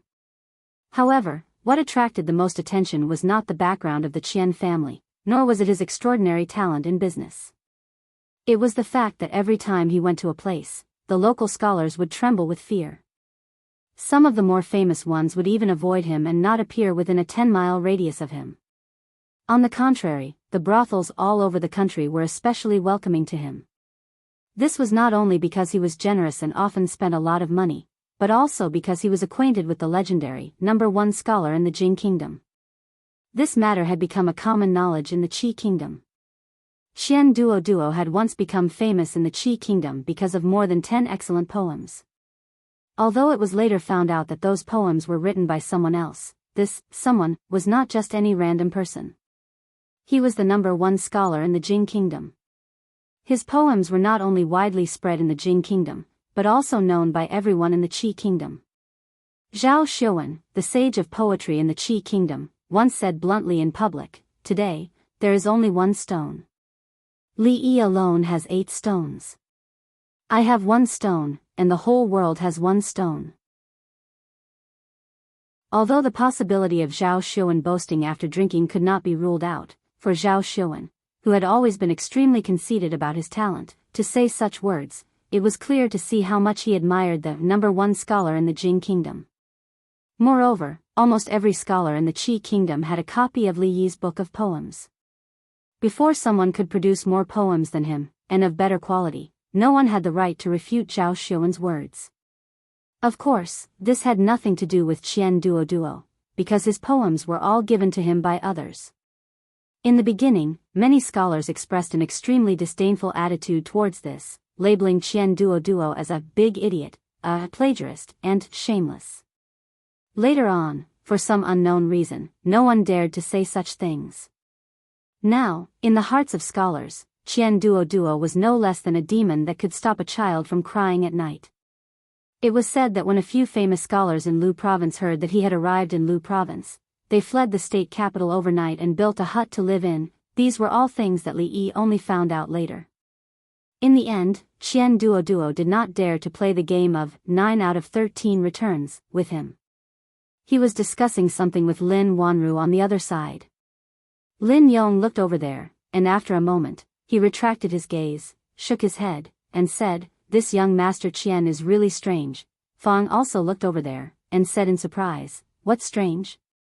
Other than being a little fat, what's strange about him?" "You don't know."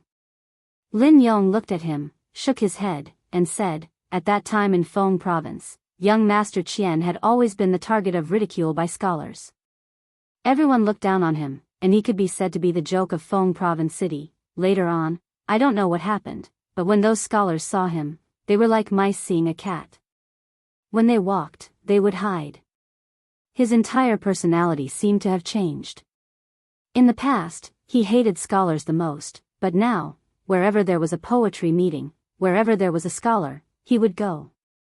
Generally speaking, a person's personality wasn't the same, but it wasn't without reason that it would change at will. Suffering a major setback, or encountering a major turning point in life, would lead to a sudden change in personality. Or, he met a life mentor, who pointed out the direction of his life, and lit a lamp to illuminate the road ahead. Li Yi did not know why Qian Duo's personality had changed like this, but looking at him now, it was much better than being bullied and swallowing his anger. As for the sudden change in the scholar's attitude towards him, he did not know whether it was related to other things. In the early years, Lin Wanru would occasionally write to him, and she would mention some strange things in Feng province city. For example, a famous scholar was found naked in the street in the morning, wearing only a crotch cloth. His nose was bruised, and his face was swollen, and his body was full of footprints. That was not all. During that time, the overall quality of the scholars in Feng province city had declined. Almost every day, scholars who visited brothels and did not pay were caught in public at poetry meetings. It was not uncommon for scholars to abandon their wives and children, and their first wives and children came to find them. Even scholars with the highest quality were like this. In recent years, Zhao Yi only cared about fighting for the throne, and neglected the management of Feng province, running naked in the street, visiting brothels without paying, abandoning his wife and children. The moral degeneration of the world, the moral degeneration of the world.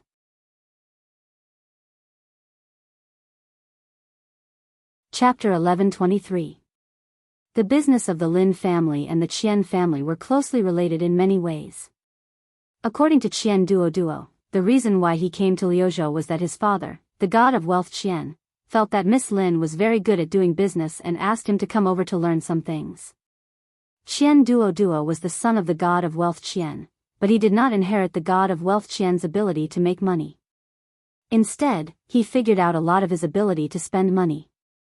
Moreover, he was a very strange person. When he was generous, he would spend a lot of money without batting an eyelid. When he was stingy, he would remember a copper coin for 5 years, and he still remembered Jiu Qian. 9 out, 13 back. Qian Duo and Lin Wanru talked for a while.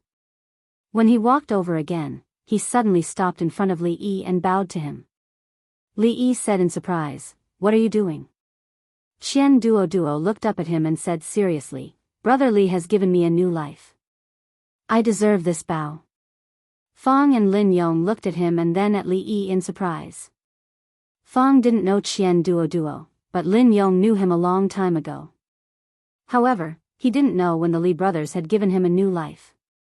Li Yi waved his hand and said, "It's a small matter. You don't have to be so polite. It's a small matter for Brother Li, but it's a big matter for me." Qian Duo shook his head and said solemnly, "Brother Li once told me that money should be spent wisely. In the past, I spent 1,000 taels of silver, but I couldn't win the smile of the prostitutes in the brothel. Instead, I was laughed at by those poor scholars. Those years, I was really bitter." Qian Duo's tone was sad. Speaking to this point, his tone changed and he said, "Later, after Brother Li's advice, every time I went to a place, I spent 100 taels of silver, and I could subdue all the idlers in the city. Whoever laughed at me, I let them beat them up. I spent another 100 taels of silver, and I could spread the news that they visited prostitutes without paying. I spent another 100 taels of silver, and the whole city knew that they didn't pay for prostitution. I spent another. Stop. Seeing Qian Duoduo's spittle flying, Fang and Lin Yong's eyes began to change. Even Lin Wanru came over. Li Yi hurriedly reached out and stopped him from continuing. If he allowed him to continue slandering him out of thin air, his lifelong reputation would be ruined in a day. At that time, how old Fang and Lin Yong would think of him wasn't important. How did Miss Lin see him? Her impression of him had worsened. What if he couldn't make a move against her in the future? Qian Duoduo didn't continue. He bowed to him again and said, I've always wanted to say thank you to Brother Li in person. I've finally waited for you today. To Li, Chiu, but to him, Qian Duoduo, this was the light that tore open the darkness, and it established a new direction for his life. It allowed him to be reborn, to hold his head high, and to become a new man. Kindness was akin to giving him a new lease on life. Lin Wanru looked at Li Yi with interest, as if she was getting to know him all over again. Li Yi took a deep breath, looked at Qian Duoduo, and changed the topic. You said you just came from the capital.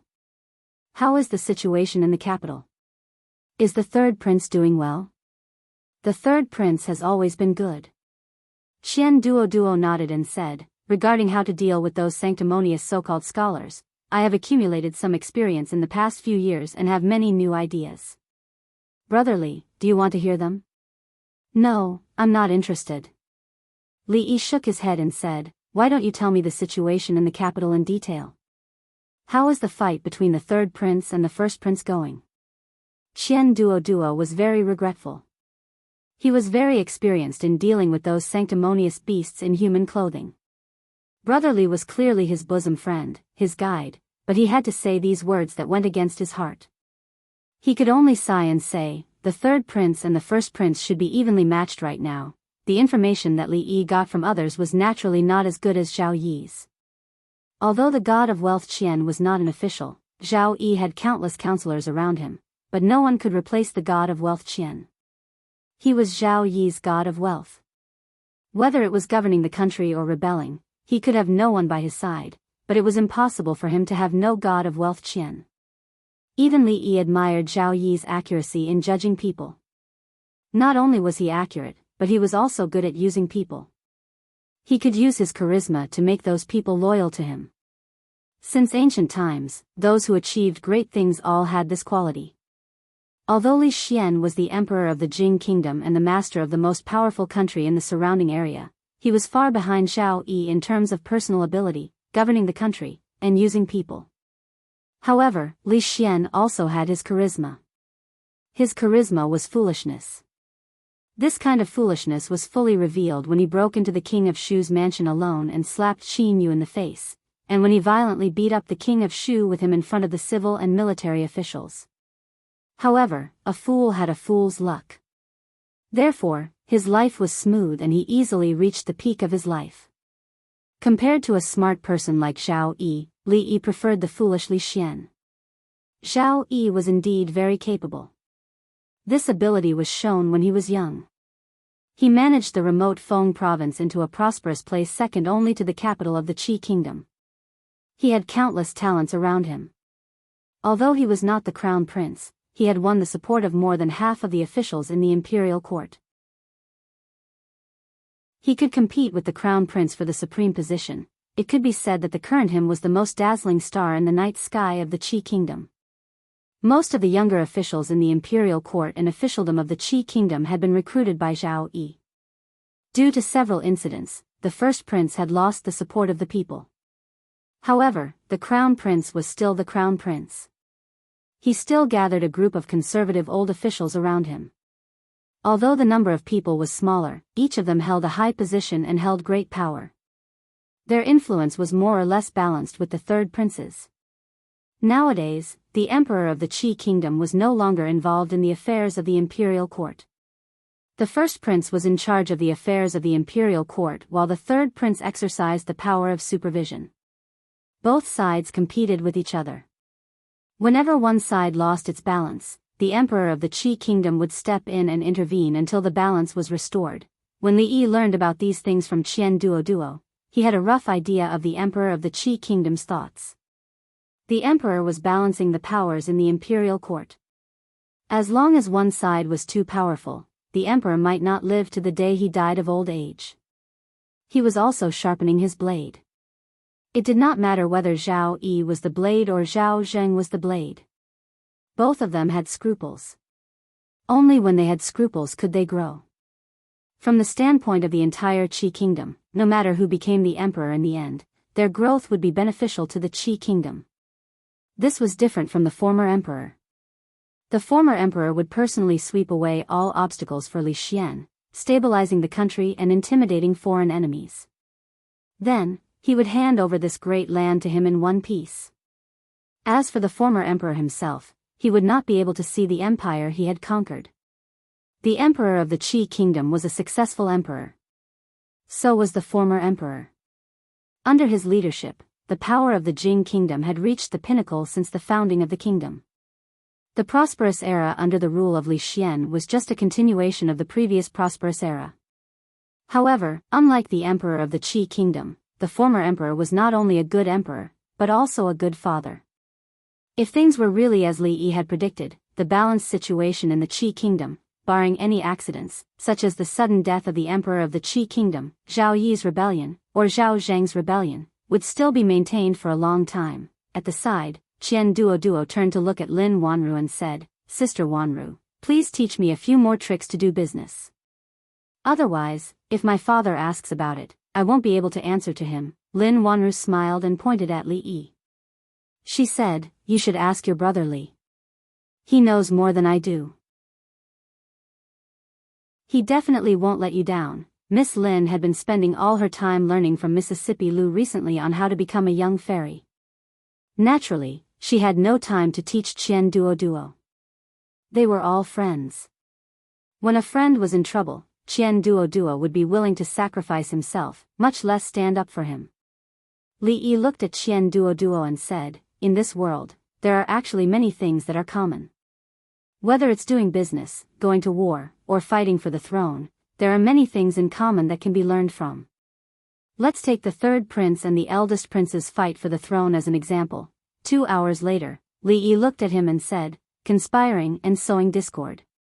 These methods can not only be used in the fight for the throne. In fact, with a little flexibility, they can also be used in the battle for business." Hearing this, Qian Duoduo was startled. He said, "The third prince and the eldest prince didn't use these methods in the fight for the throne." Li Yi was startled. He waved his hand and said, "They didn't use them, they didn't use them." Qian Duoduo nodded and said, "It's a pity. If they had used them, I would be able to answer to my father when I return." Li Yi looked at him for a long time. He sighed and said, "Duoduo." Qian Duoduo raised his head and looked at him. "Let's not talk about doing business or fighting for the throne." Li Yi shook his head and said, "Tell me, what good methods do you have to deal with those sanctimonious beasts in human clothing?" Hearing this, Qian Duoduo immediately became excited. "Let me tell you."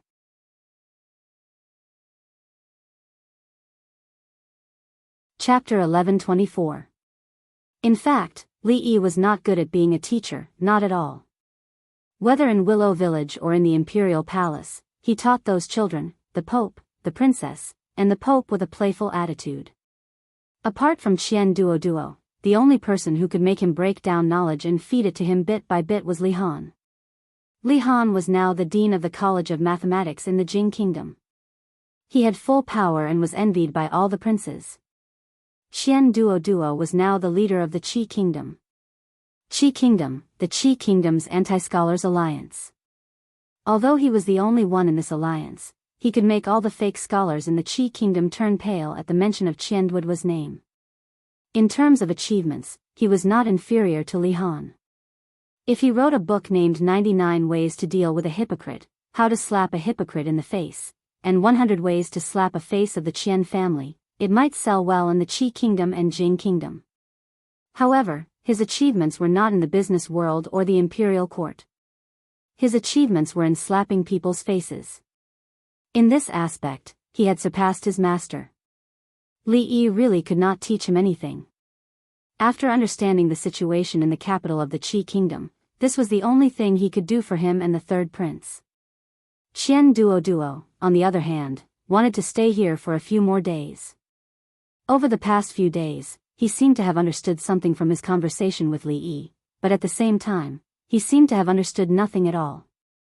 Perhaps after a few more days of conversation, that layer of window paper would be revealed. However, if he did not go back, he would have to stay in Liuzhou for the new year this year.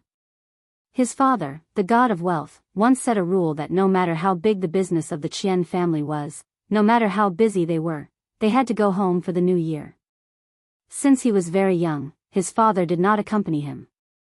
He was always traveling outside, and sometimes he could not see his father for several months. However, every New Year's Eve, the Lantern Festival, the Mid-Autumn Festival, and the Double Ninth Festival, his father would always appear without exception.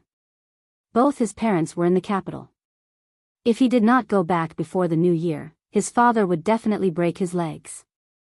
Brotherly, Sister Wanru, goodbye. Qian Duo sat in the carriage and waved to the back with a look of reluctance.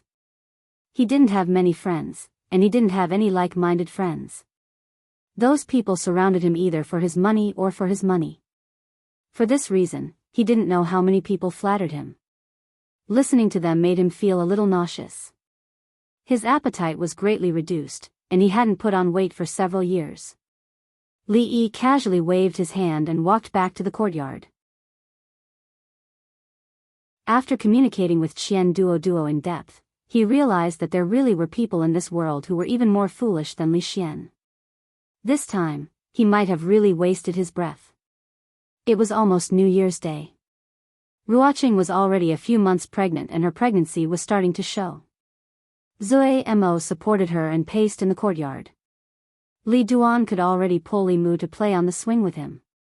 With Yong Ning by his side to protect him, there would be no accidents. Lin Wanru also spent New Year's Day in Liuzhou this year. A long time ago, the Lin family didn't care about her at all. In these years, even during New Year's Day, she was still traveling outside to expand her business. This was the third year after the change of the era of the Jing kingdom. It had been more than 3 years since Li Yi returned to the Jing kingdom. It was the 4th year of Jing Ping. No matter what, it was time for the family to reunite. Qi kingdom, the capital, the Qian family. The capital was the most prosperous place in the Qi kingdom. God knew how many powerful families lived in it. They could stir up the entire Qi kingdom with a single move. The Qian family might not be the most powerful family in the Qi kingdom, but they were the richest. No clan was rich enough to place 2 pure gold lions in front of their house. Other clans were rich enough to hide their wealth, but the Qian clan clearly told everyone that the Qian clan was very rich, very rich. In the capital, such a showy family usually didn't have a good end. But the Qian family didn't seem to care at all. When there were disasters in other provinces, the Qian family donated the most money and often gave porridge and rice. Their good reputation spread throughout the capital. In recent years, not only were they not suppressed, but the gold lions in front of their house were getting bigger and bigger. When Qian Duo stepped into the house, he heard a dissatisfied voice. The god of fortune Qian walked out of the hall with a big belly and glanced at him. You still know to come back? It's New Year's Eve in 2 days. Qian Duo walked over and said, I'm learning how to do business from Sister Wanru. I accidentally delayed it, the god of fortune Qian snorted. If you have half of Miss Lin's ability, I can die in peace now. Qian Duo hurriedly said, Father, don't die so early. Otherwise, the Qian family's wealth will be squandered by me sooner or later. When the god of fortune Qian picked up the broom in the yard, Qian Duo had already run away. The god of fortune Qian pointed at Qian Duo's back and scolded, Bastard, if you are enlightened, marry a wife, have a son, and leave the Qian family descendants, it doesn't matter if I die now. What's the matter, god of fortune? Why are you so angry? A voice came from the door. The god of fortune Qian looked back and said, "What kind of wind blew today that blew you two here again?" Yang Yanzhou and Zhao Xuan cupped their hands to him at the same time and said, "Let's talk inside." "Father, the tea is here." Qian Duo came over with a few cups of tea and turned to leave. "Stop." The god of fortune Qian glanced at him and said, "If I die, the Qian family will be handed over to you. You just stand here and listen. Learn more from the two adults." Qian Duo scratched his head. "Father, didn't you not let me learn from those scholars? You said that they only rely on their words and have no ability. Sister Wanru alone is worth thousands of them. Shut up." The god of fortune Qian glared at him, looked at the two people in front of him, and said, "What orders does the third prince have this time?" Yang Yanzhou and Zhao Xuan's expressions were calm. They were used to this young master Qian talking like this. When it came to making money from doing business, the two of them added up. Thousands of them might not be as good as the god of fortune Qian and Miss Lin. Although the entire Qi kingdom only had one Miss Lin, they still couldn't refute it. Zhao Xuan coughed lightly and said, "It's like this. Recently, when His Highness sent people to check the accounts of the Ministry of Revenue, he found some problems in some places. He suspected that the accounts of the Ministry of Revenue had been tampered with. However, the method of the person who made the accounts was really clever.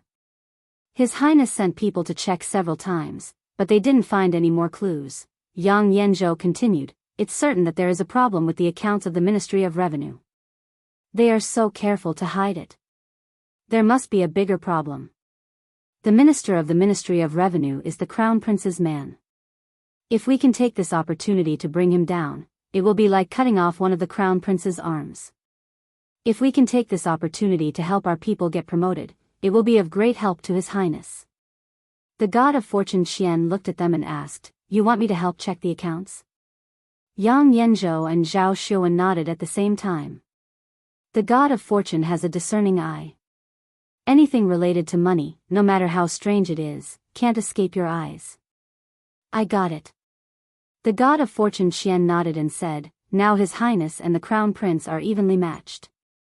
The courtiers on the Crown Prince's side are deeply trusted by him and are loyal to him.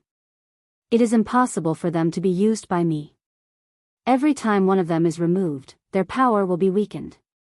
The position of the Minister of Revenue is special. If," as the god of fortune Qian spoke, he glanced at Qian Duo, who was next to him, tilted his head and curled his lips. He was still talking to himself. It seemed that he was quite disdainful of this. He was angry and said angrily, "What are you talking about? Come on, I won't say it." "You say it." Qian Duo was stunned. "What did I say? You don't know anything. Why don't you listen to me?" The god of fortune Qian couldn't help but kick his butt. "Do you think that it is enough to do business? There are many ways to do it. You don't know anything about the affairs of the court. How can I trust you to take care of the Qian family? Father, why don't you understand this truth?" Qian Duo shook his head and said, "In this world, in fact, many things are common. Doing business, fighting, or fighting for the throne, there are many common points that can be used for reference. Take the third prince and the first prince fighting for the throne as an example. In fact, this is the same as doing business. Isn't it just robbing people from each other? It is not so difficult." When Qian Duo said this, his tone suddenly paused. He waved his hand and said, "Why am I saying this? You continue. I will listen carefully."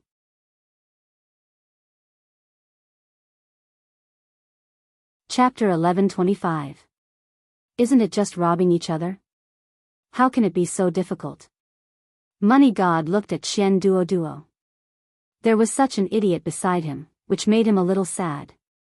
What made him even sadder was that this idiot was his son. In the battle for the throne, not only did the civil and military officials in the court have to take sides, but the third prince and the eldest prince also had to try their best to win over the courtiers and strengthen their own forces. In the past few years, both sides had tried their best to suppress their opponents and strengthen themselves. The first prince had instigated many of the third prince's subordinates to rebel, and the third prince had also dragged many of the first prince's subordinates into the water. Now, the two sides were almost in a stalemate. Every step forward was exceptionally difficult. The third prince had countless counselors under his command, but they had not been able to expand the advantage. How could Qian Duoduo speak such arrogant words? Money God was so angry that he laughed. He stood up from his seat, pointed to the chair, and said to Qian Duoduo, "You sit down." Qian Duoduo hurriedly said, "I am not tired." "You sit down, you sit down." Money God took off a shoe, held it in his hand, and said impatiently, "Don't talk nonsense. Just sit down." Qian Duoduo hurriedly sat down. If he didn't sit down this time, his father would beat him with the sole of his shoe. It doesn't matter if you don't understand at such a young age, but it is taboo to speak such arrogant words. Money God looked at him and said, "Tell me, how is the battle for the throne the same as doing business?" Qian Duoduo looked bitter. "I just said it casually." Money God looked at him and patted the sole of his shoe in his hand. "What you were talking about just now was how to rope in the first prince's subordinates or make them fall into chaos, right?" Qian Duoduo immediately said, "Father, think about it. A few years ago, you took a fancy to the steward of the Wan family. How did you trick him into coming over?" "You mean the steward of the Wan family?" Money God thought for a moment and said, "Can that be called cheating?" His talent was buried in the Wan family, and he only received a few hundred taels of silver a year. I bought him a house with 3 entrances in the capital for 10,000 taels of silver a year. Why didn't he follow me?" "That's right." Qian Duoduo patted his thigh and said, "We can also buy a few houses in a good location in the capital." Hearing this, Yang Yanzhou and Zhao Xuan both shook their heads. Even young Master Qian could think of a method. How could they not think of it? This was because, in this world, not everything could be done with money. Both sides tried to use this method to bribe the other party's officials, but the results were minimal. After all, this was a fight for the throne. One wrong step could lead to a bottomless abyss. No one dared to bet the lives of their entire family on a house. "That's all you want to say?" Money God of Fortune slapped the soles of his shoes faster. He narrowed his eyes and asked, "What if they don't accept it?" "What do you mean?"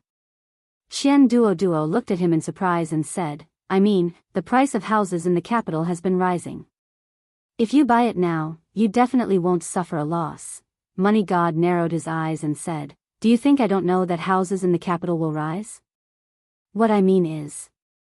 Seeing that the sole of the shoe was getting closer and closer to his face, Qian Duoduo hurriedly said, "We can buy a few houses and hang Lu residence, Chen residence, Ma residence, and so on. This is our Qian family's house. Why would we hang other people's names on it? Wait for the appreciation." Breathing heavily, Money God of Fortune raised the shoe in his hand and slapped it toward Qian Duoduo's head. Halfway through, he suddenly stopped. He seemed to have thought of something and murmured, "Lu residence, Chen residence, Ma residence." He put on the shoe and looked at Qian Duoduo, making the latter feel creeped out. He reached out and pulled Qian Duoduo's face. Qian Duoduo shivered and said, "Father, what are you doing? I want to see if you are my son." Money God of Fortune reached out and pulled his face, saying, "No mask. Are you bewitched?" Yang Yanzhou looked at him in confusion. Money God of Fortune moved another chair over, looked at Qian Duoduo, and said, "Tell me." They looked at Qian Duoduo again. "You scholars, how can you be so stubborn?" Qian Duoduo frowned, looked at him, and said, "Did you send someone to bribe the great prince's people?" There was nothing to deny, so Yang Yanzhou nodded. Qian Duoduo asked, "Did you succeed?" "Failed." "Why did you fail?" "They didn't accept it." "If they don't accept it, you won't give it to them?" Qian Duoduo looked at the two with disappointment and asked, "Where is your sincerity?" Yang Yanzhou, Zhao Xuan, let me say it. If these two died of anger in the Qian manner, he couldn't explain it to the third prince. Money God of Fortune waved his hand and said, What duo means is that our Qian family will pay to buy a few mansions in the capital and hang the names of the great prince's officials. It doesn't matter if they accept it or not, they will give it to us. Sowing discord?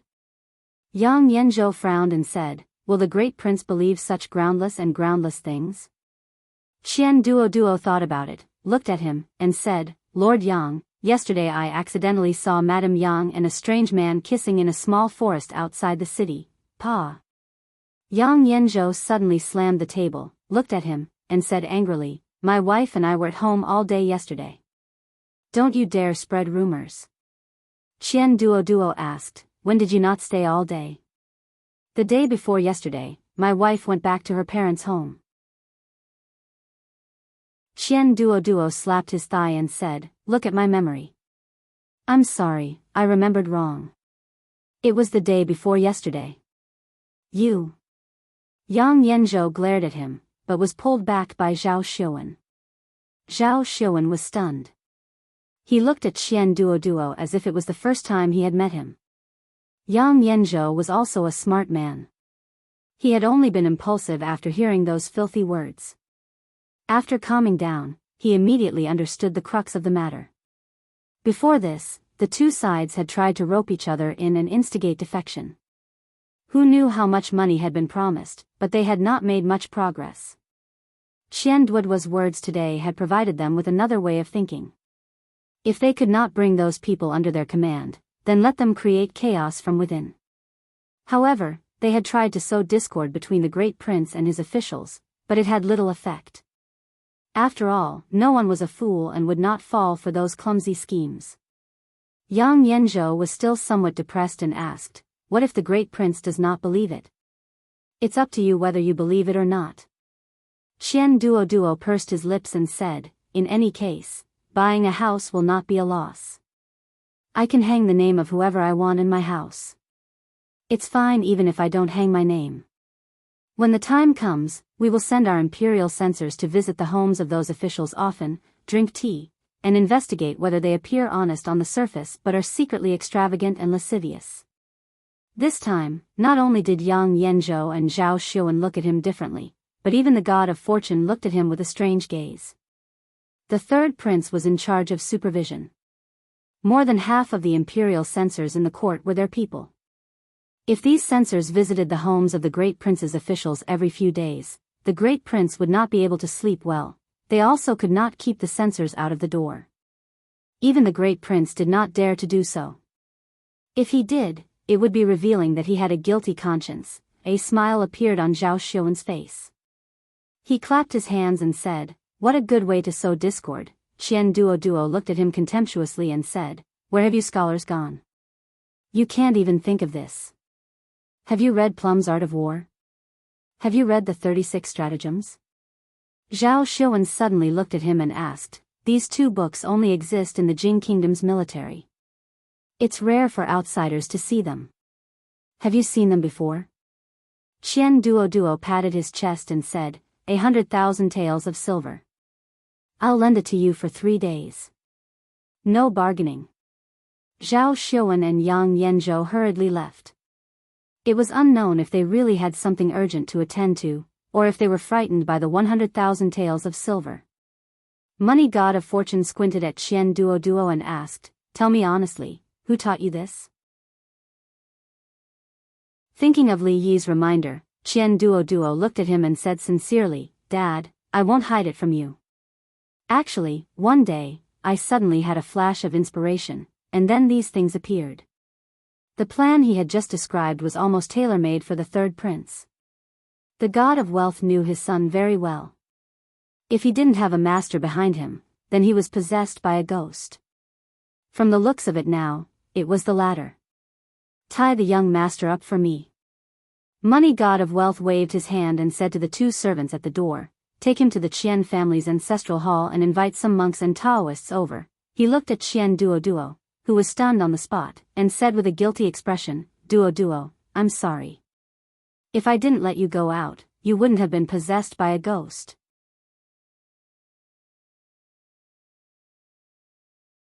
Chapter 11:26. Prince Heng's residence. The first prince, Zhao Zheng, was pacing back and forth in the hall with a gloomy expression.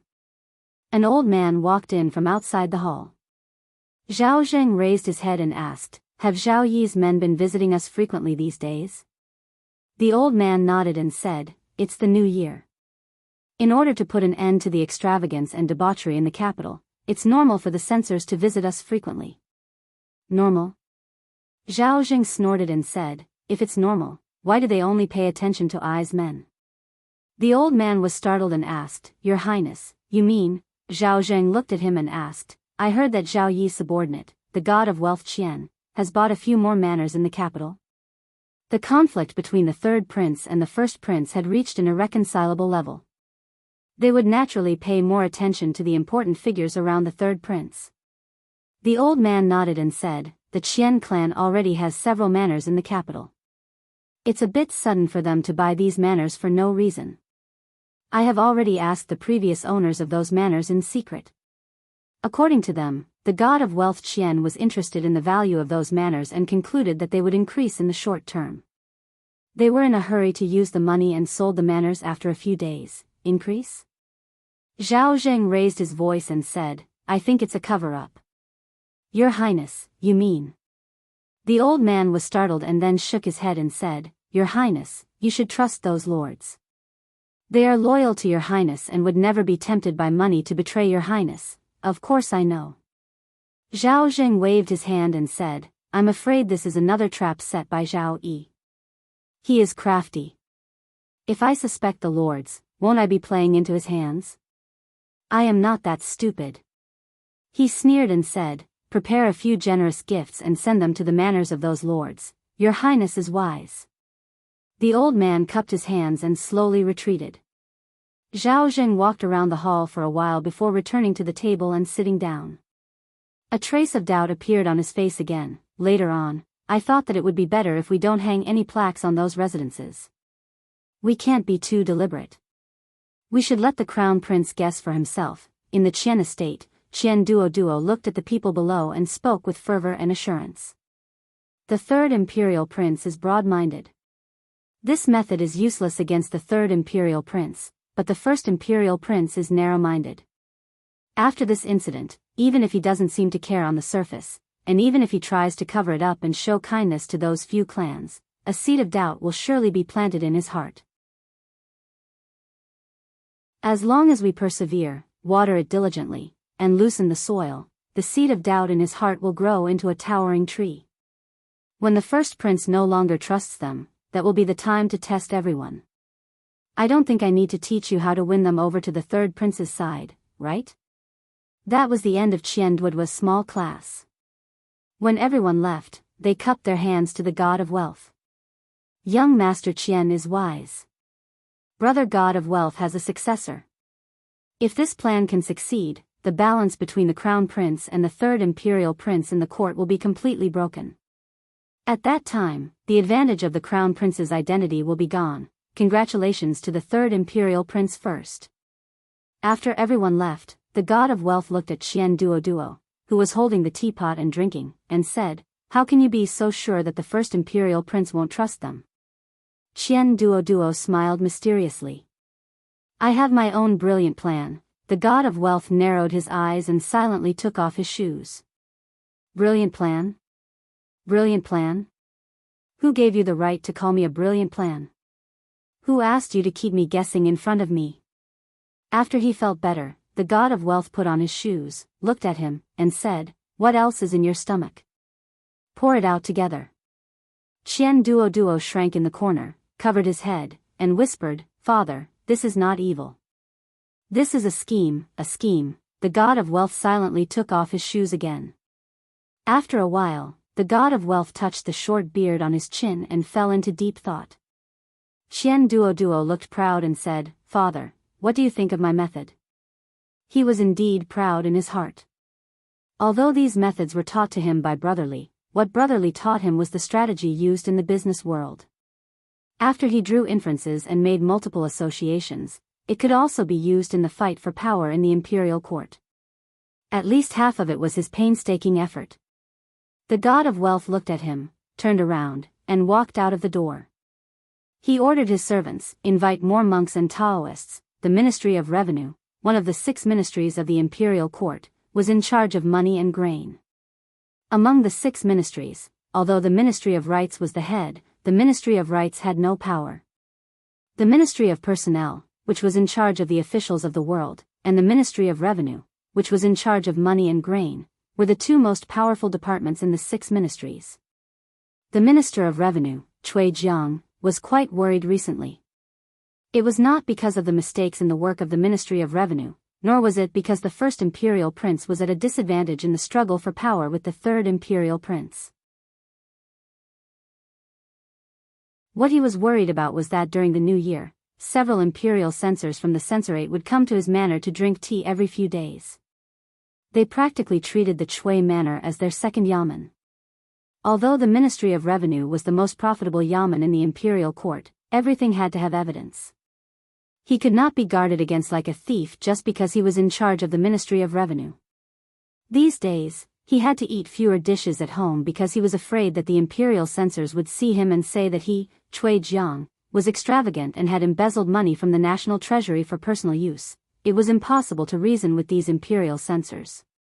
If he did not let them in, it would be like he had a guilty conscience. It was very likely that they would bring the imperial guards with them next time. Let them in. Who didn't know that he, Cui Jiang, was the first prince's man? The imperial censorate was practically the third prince's backyard. People who didn't know better would think that he, Cui Jiang, had betrayed the first prince and was in cahoots with these people. Fortunately, the first imperial prince's eyes were like torches. Not only did he not blame him, but he also sent a generous gift, which made Cui Jiang feel relieved. On this day, Cui Jiang was drinking tea in the manor when a housekeeper walked in. He looked at him and said, "Sir, those imperial censors are here again." Cui Jiang had not even finished drinking his tea when he spat it all out. Was there an end to it? Was there an end to it? Cui Jiang stood up angrily. With a face full of anger, he strode out of the room. As he walked out, the anger on his face melted like ice. He cupped his hands to the people in front of him and said, "Sirs, have you had breakfast? Do you want to eat together?" One of them cupped his hands to him and said, "Sir Cui is too polite. This time, we have come to discuss something with Sir Cui." Cui Jiang smiled and said, "Sirs, please come in and discuss in detail." The few people walked into the hall. One of the imperial censors looked outside and said, "Bring them in." A few servants immediately brought in 2 large boxes and placed them on the ground, making a heavy sound. They wiped the sweat from their foreheads and let out a long sigh before bowing and saying their goodbyes. Cui Jiang revealed a puzzled expression and asked, "This is?" The imperial censor looked at him and said, "Sir Cui is a smart person. This official will not beat around the bush. As long as Sir Cui is willing to pledge loyalty to the third prince, Sir Cui will accept these 2 boxes of gold today." Cui Jiang's expression changed and his voice immediately became cold. "What do you mean by this?" The man smiled slightly. "Sir Cui is a smart person and understands what this official means." Cui Jiang sneered, "This official is loyal to His Majesty and also to His Royal Highness the Crown Prince. When you go back, please pass this message to the third prince. If the third prince becomes the crown prince, even without these boxes, this official will still be loyal to him." The imperial censor's expression darkened. "Sir Cui really won't accept it?" Cui Jiang's attitude was firm. "No." The imperial censor looked at him and suddenly smiled. He waved his hand and said, "Open it."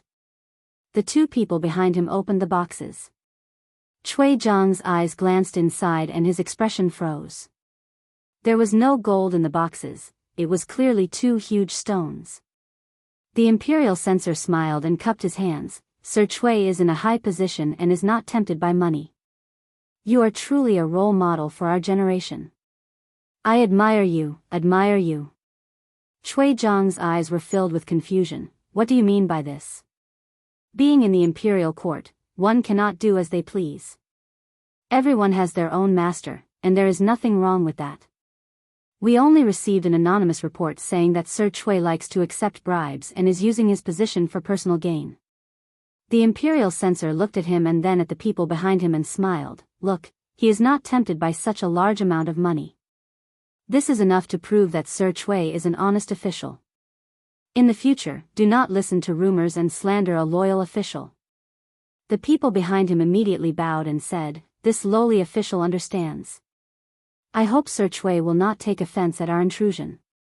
While Cui Jiang was still confused, the imperial censor looked at him and smiled. It is not convenient to move these stones around. Just leave them here, Sir Chui will have someone take care of them. The people left just like that. Cui Jiang stood in the hall and looked at the 2 boxes with the stones. He waved his hand and said impatiently, ridiculous.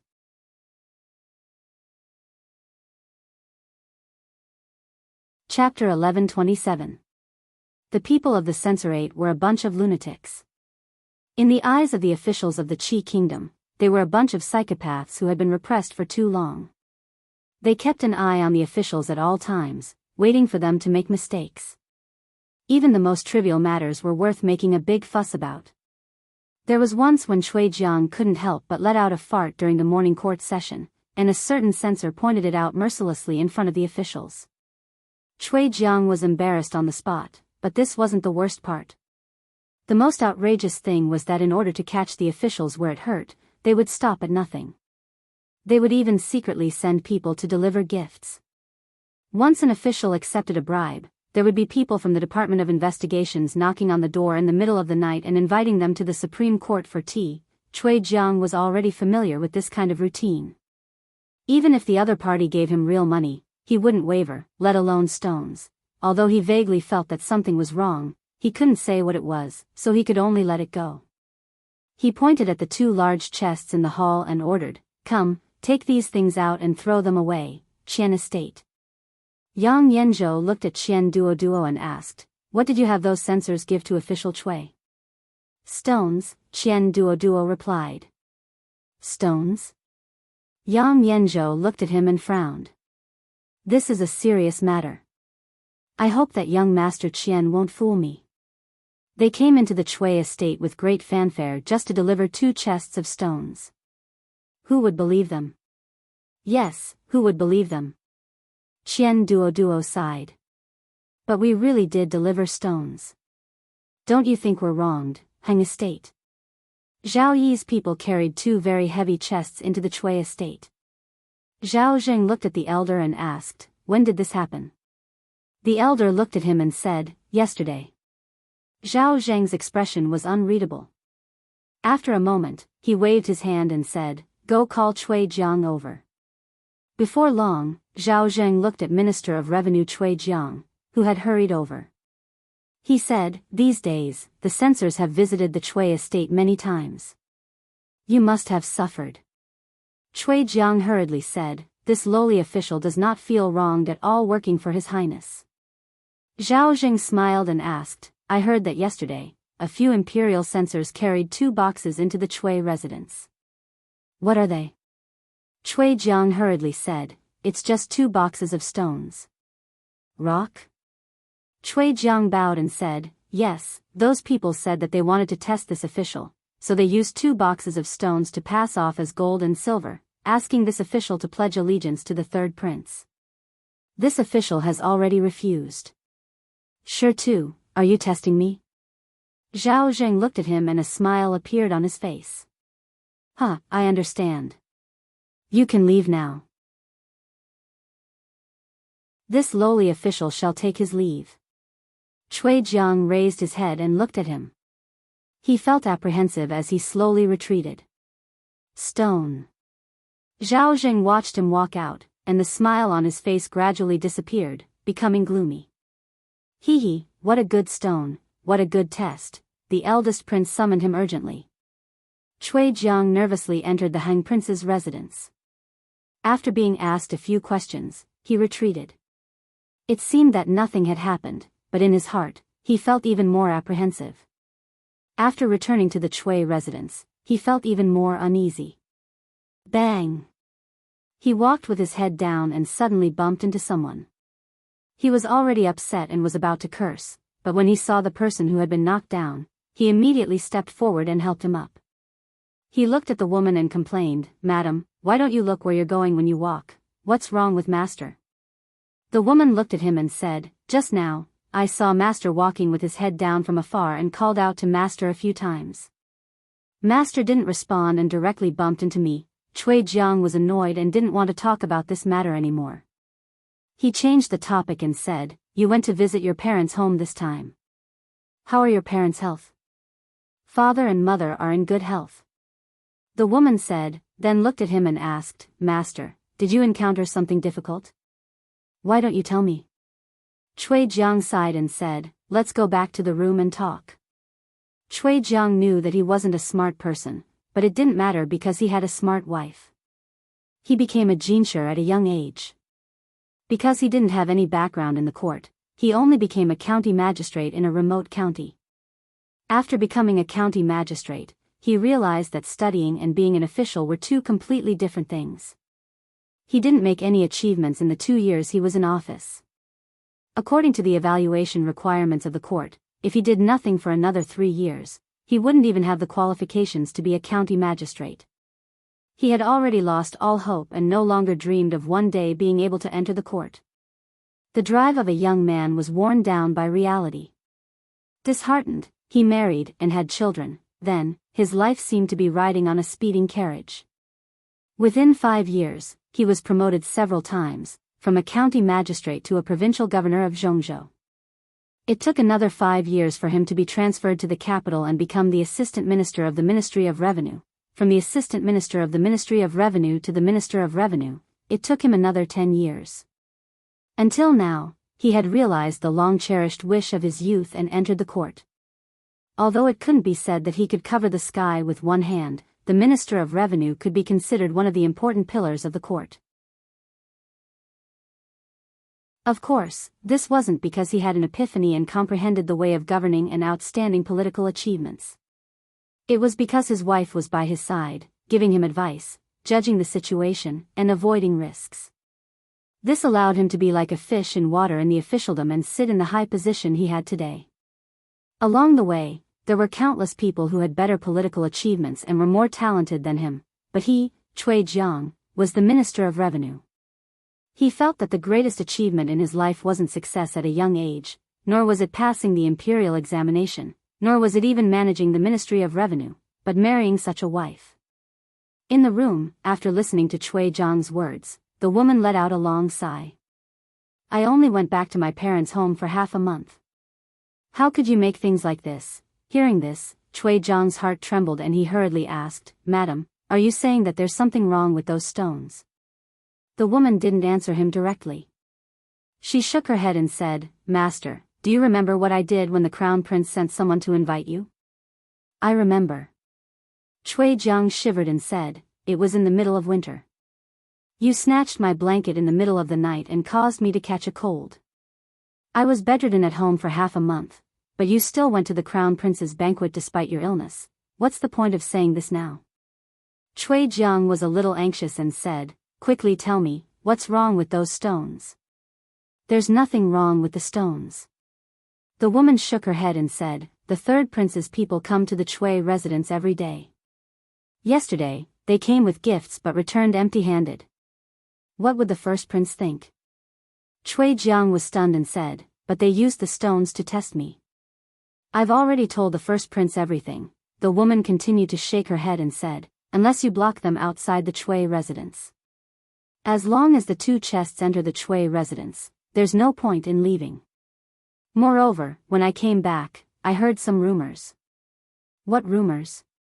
"The third prince bought a few residences in the capital, but he didn't name them."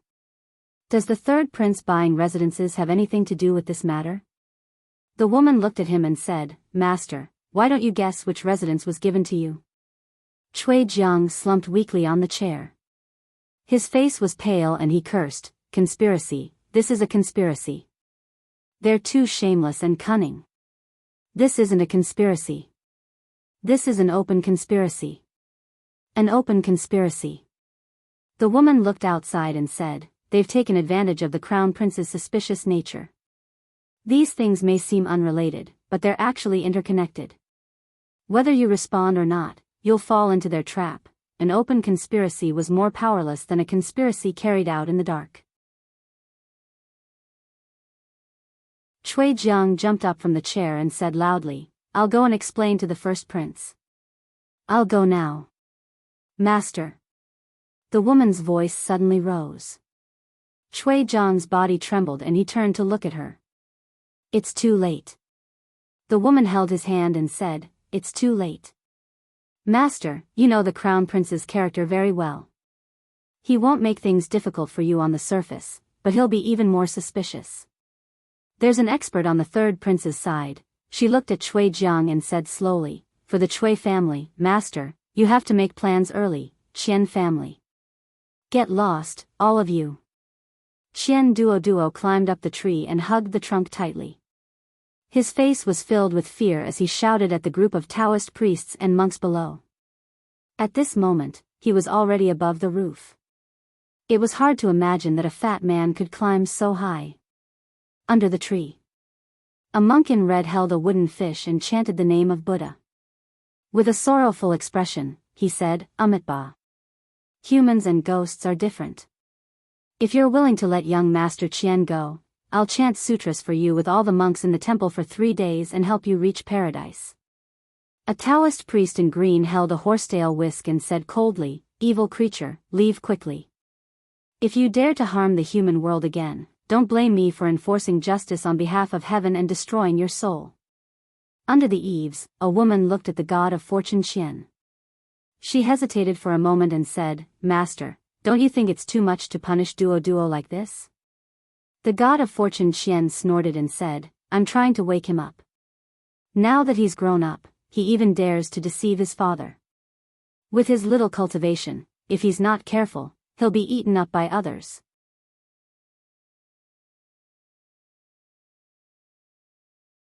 Chapter 11:28. Qian Duo came down from the tree and sat on the ground, panting. The monks and Taoist priests had left. Just now, they had been arguing about who had driven away the ghost on their bodies. In the end, they fought and were carried to the clinic. Only then did he have a chance to catch his breath. Money God came over, squatted down beside him, and said, "Do you feel better?" "Much better." Qian Duo leaned against the tree and pretended to be very weak, creating the illusion that the ghost had disappeared from his body. He didn't need to pretend. He was already very weak. He was almost exhausted after climbing such a high tree. Money God looked at him and asked, "Do you know why I did that?" Qian Duo nodded and quickly shook his head. Money God patted his leg and said, "Sometimes, people can't be too smart. Those who are too strong are easy to break, and those who are good at softness are not defeated. I don't ask you to be too smart. I just want you to live a stable life. When you die, don't ruin the family business of the Qian family." Qian Kaishan looked at him and asked, "Dad asked you to go to Liuzhou to learn how to do business from Miss Lin. Look at you. What kind of messy things have you learned?" Qian Duo nodded and said, "Dad, I understand. I won't talk nonsense anymore. You're enlightened. I'm very happy that you can help me with ideas." Money God nodded with relief and said, "I just found out that the Minister of the Ministry of Revenue, Cui Jiang, has a large amount of silver flowing to unknown places. If it is brought up in the morning meeting tomorrow, it will be enough to make him lose his official hat, cut off one of the crown prince's arms, and eliminate this great enemy for the third prince. What do you think of this?" Qian Duo shook his head and said, "Dad, I can't see anything." Money God waved his hand and said, "It's okay. Say what you want. There are no outsiders here." Qian Duo thought about it and looked around again. Then, he looked at the god of fortune and said seriously, "Father, I don't think this is a good idea. The Minister of Revenue is such a high position. If he is demoted, who knows who will replace him? What if it is the great prince's people who will be replaced? Then all our previous efforts will be in vain." Money God of fortune nodded and asked, "So what do you think we should do?" A mysterious smile appeared on Qian Duo's face as he said, "If we can reduce Cui Jiang's guilt and let him still sit in that position, but he can be used by us, that would naturally be the best result. Money God of Fortune pondered for a moment and nodded. This is a good plan. He looked at Qian Duo again and said, Duo, I heard that the Taoist priest of Qingyang Taoist Temple has inherited the teachings of Lao Jun, and the abbot of Xingshan Temple is the reincarnation of Luohan. I feel that the evil spirits in your body have not been completely removed, so I plan to invite them to take a look at you tomorrow. Qian Duo's face instantly turned pale. He looked at him and said with a trembling voice, Dad, didn't you just say? The money god sighed, patted him on the shoulder, and said, Duo, you have to remember, in this world, don't trust anyone except yourself. In the court of the Qi kingdom, since His Majesty fell ill, the first prince took over the government, and the third prince supervised the country. The situation in the court began to change and become unpredictable. The two parties tried their best all the time to reduce the power of the other party in the court and strengthen their own side. Today, there was another imperial censor who reported that the accounts of the Ministry of Revenue were in disorder, and several funds were unclear. In the court, several imperial censors jointly impeached the minister of the Ministry of Revenue, Cui Jiang, in front of all the officials. Fortunately, the impeachment was not for corruption or taking bribes, but for neglect of duty at most, and the punishment was only a year's salary forfeiture. In fact, for the officials of the court above the third level, as long as they were not involved in a big case, they would usually be punished with salary forfeiture or reprimand. To the surprise of the officials, the Crown Prince showed a businesslike attitude towards this matter from beginning to end, which was completely different from the previous situation where he tried his best to defend others. The minister of the Ministry of Revenue had a high status and was in charge of the money and grain of the country. He was one of the first prince's most important henchmen, and if something happened to him, the Crown Prince would lose an arm. His disregard for Cui Jiang today was completely illogical. This made everyone recall the rumors in the capital in recent days. It was said that some of the officials at the first prince's side, including the Minister of Revenue, Cui Jiang, had been secretly bribed by the third prince. Not only were they close to the third prince's people, there were even people who saw the third prince's people carrying 2 large chests into the Cui residence, and when they came out, there were no more chests. Of course, these were all rumors, and the truth could not be verified. They could also be framing or sowing discord. The most important thing was what the first prince was thinking. Judging from the first prince's performance in the morning court, this matter seemed a little more believable. Prince Heng's residence. Xiao Yi. Zhao Zheng smashed everything in the hall that could be smashed into pieces. The servants and maids around him all knelt on the ground, trembling. An old man waited for him to finish venting before stepping forward and raising his head to say, Your Highness, today in the court, it was very unwise. Unwise? Zhao Zheng looked at him and gritted his teeth. Tell me, how unwise was it? The old man slowly said, Your Highness disregarded official Cui. Wouldn't it disappoint him? Disappoint him? I haven't disappointed him yet. Zhao Zheng's face showed anger again. What Zhao Yi can give him, can't I? Why would he betray I? Your Highness, you must not think that way. The old man hurriedly said, If your Highness thinks that way, wouldn't it be as the third prince wants? Today in the court, the one who impeached official Cui was clearly the third prince's man. What do you know? Zhao Zheng waved his hand. What Cui Jiang did is enough for him to lose his position as the Minister of Revenue. But what did Zhao Yi say? What did the censor say? Forfeit his salary for a year. Only forfeit his salary for a year. Zhao Zheng panted. What's the big deal about forfeiting his salary for a year? The gold and silver that Zhao Yi gave him is worth 100 years of his salary. His expression turned cold. Cui Jiang, I treated you with sincerity. Since you treat I this way, don't blame I for being impolite. Cui manner. Cui Jiang's heart was filled with complicated feelings. He really didn't know what to feel. He knew that the censors had let him off in the court today. Otherwise, what he had done for the first prince was enough to make him lose his position as the Minister of Revenue. This was something to be happy about. However, the first prince's inaction towards him made him feel very uncertain. Beside him, the woman sighed. Before today, the first prince only had suspicions about master. After today, I'm afraid he has no doubts. Cui Jiang turned around to look at his wife. He said anxiously, then what should we do? They have already forced me into a dead end. Cui Jiang was in despair and felt wronged. He clearly hadn't done anything. The third prince had only bought a manor and sent a few censors to cause trouble at his house. Yet, he had already lost the first prince's trust. Damn it, he was even more wrong than Do Yi. It's not that master doesn't have a dead end. The woman shook her head and said, from the very beginning, someone pointed out a bright path for you, Qian Manor. Yang Yanzhou had just walked in. He looked at the god of fortune with a smile and said, Brother god of fortune, Cui Jiang has surrendered to his highness. Before he finished speaking, he looked at a corner of the room with a slightly surprised expression. Beside the table, Qian Duo looked at the bowl of black talisman water in front of him and shook his head. I don't want to drink it. I don't want to drink it, Liuzhou. Li Yi had just coaxed Li Mu to sleep. He gently placed her on the bed and covered her with a blanket. He then walked out of the room. Just now, he suddenly realized something.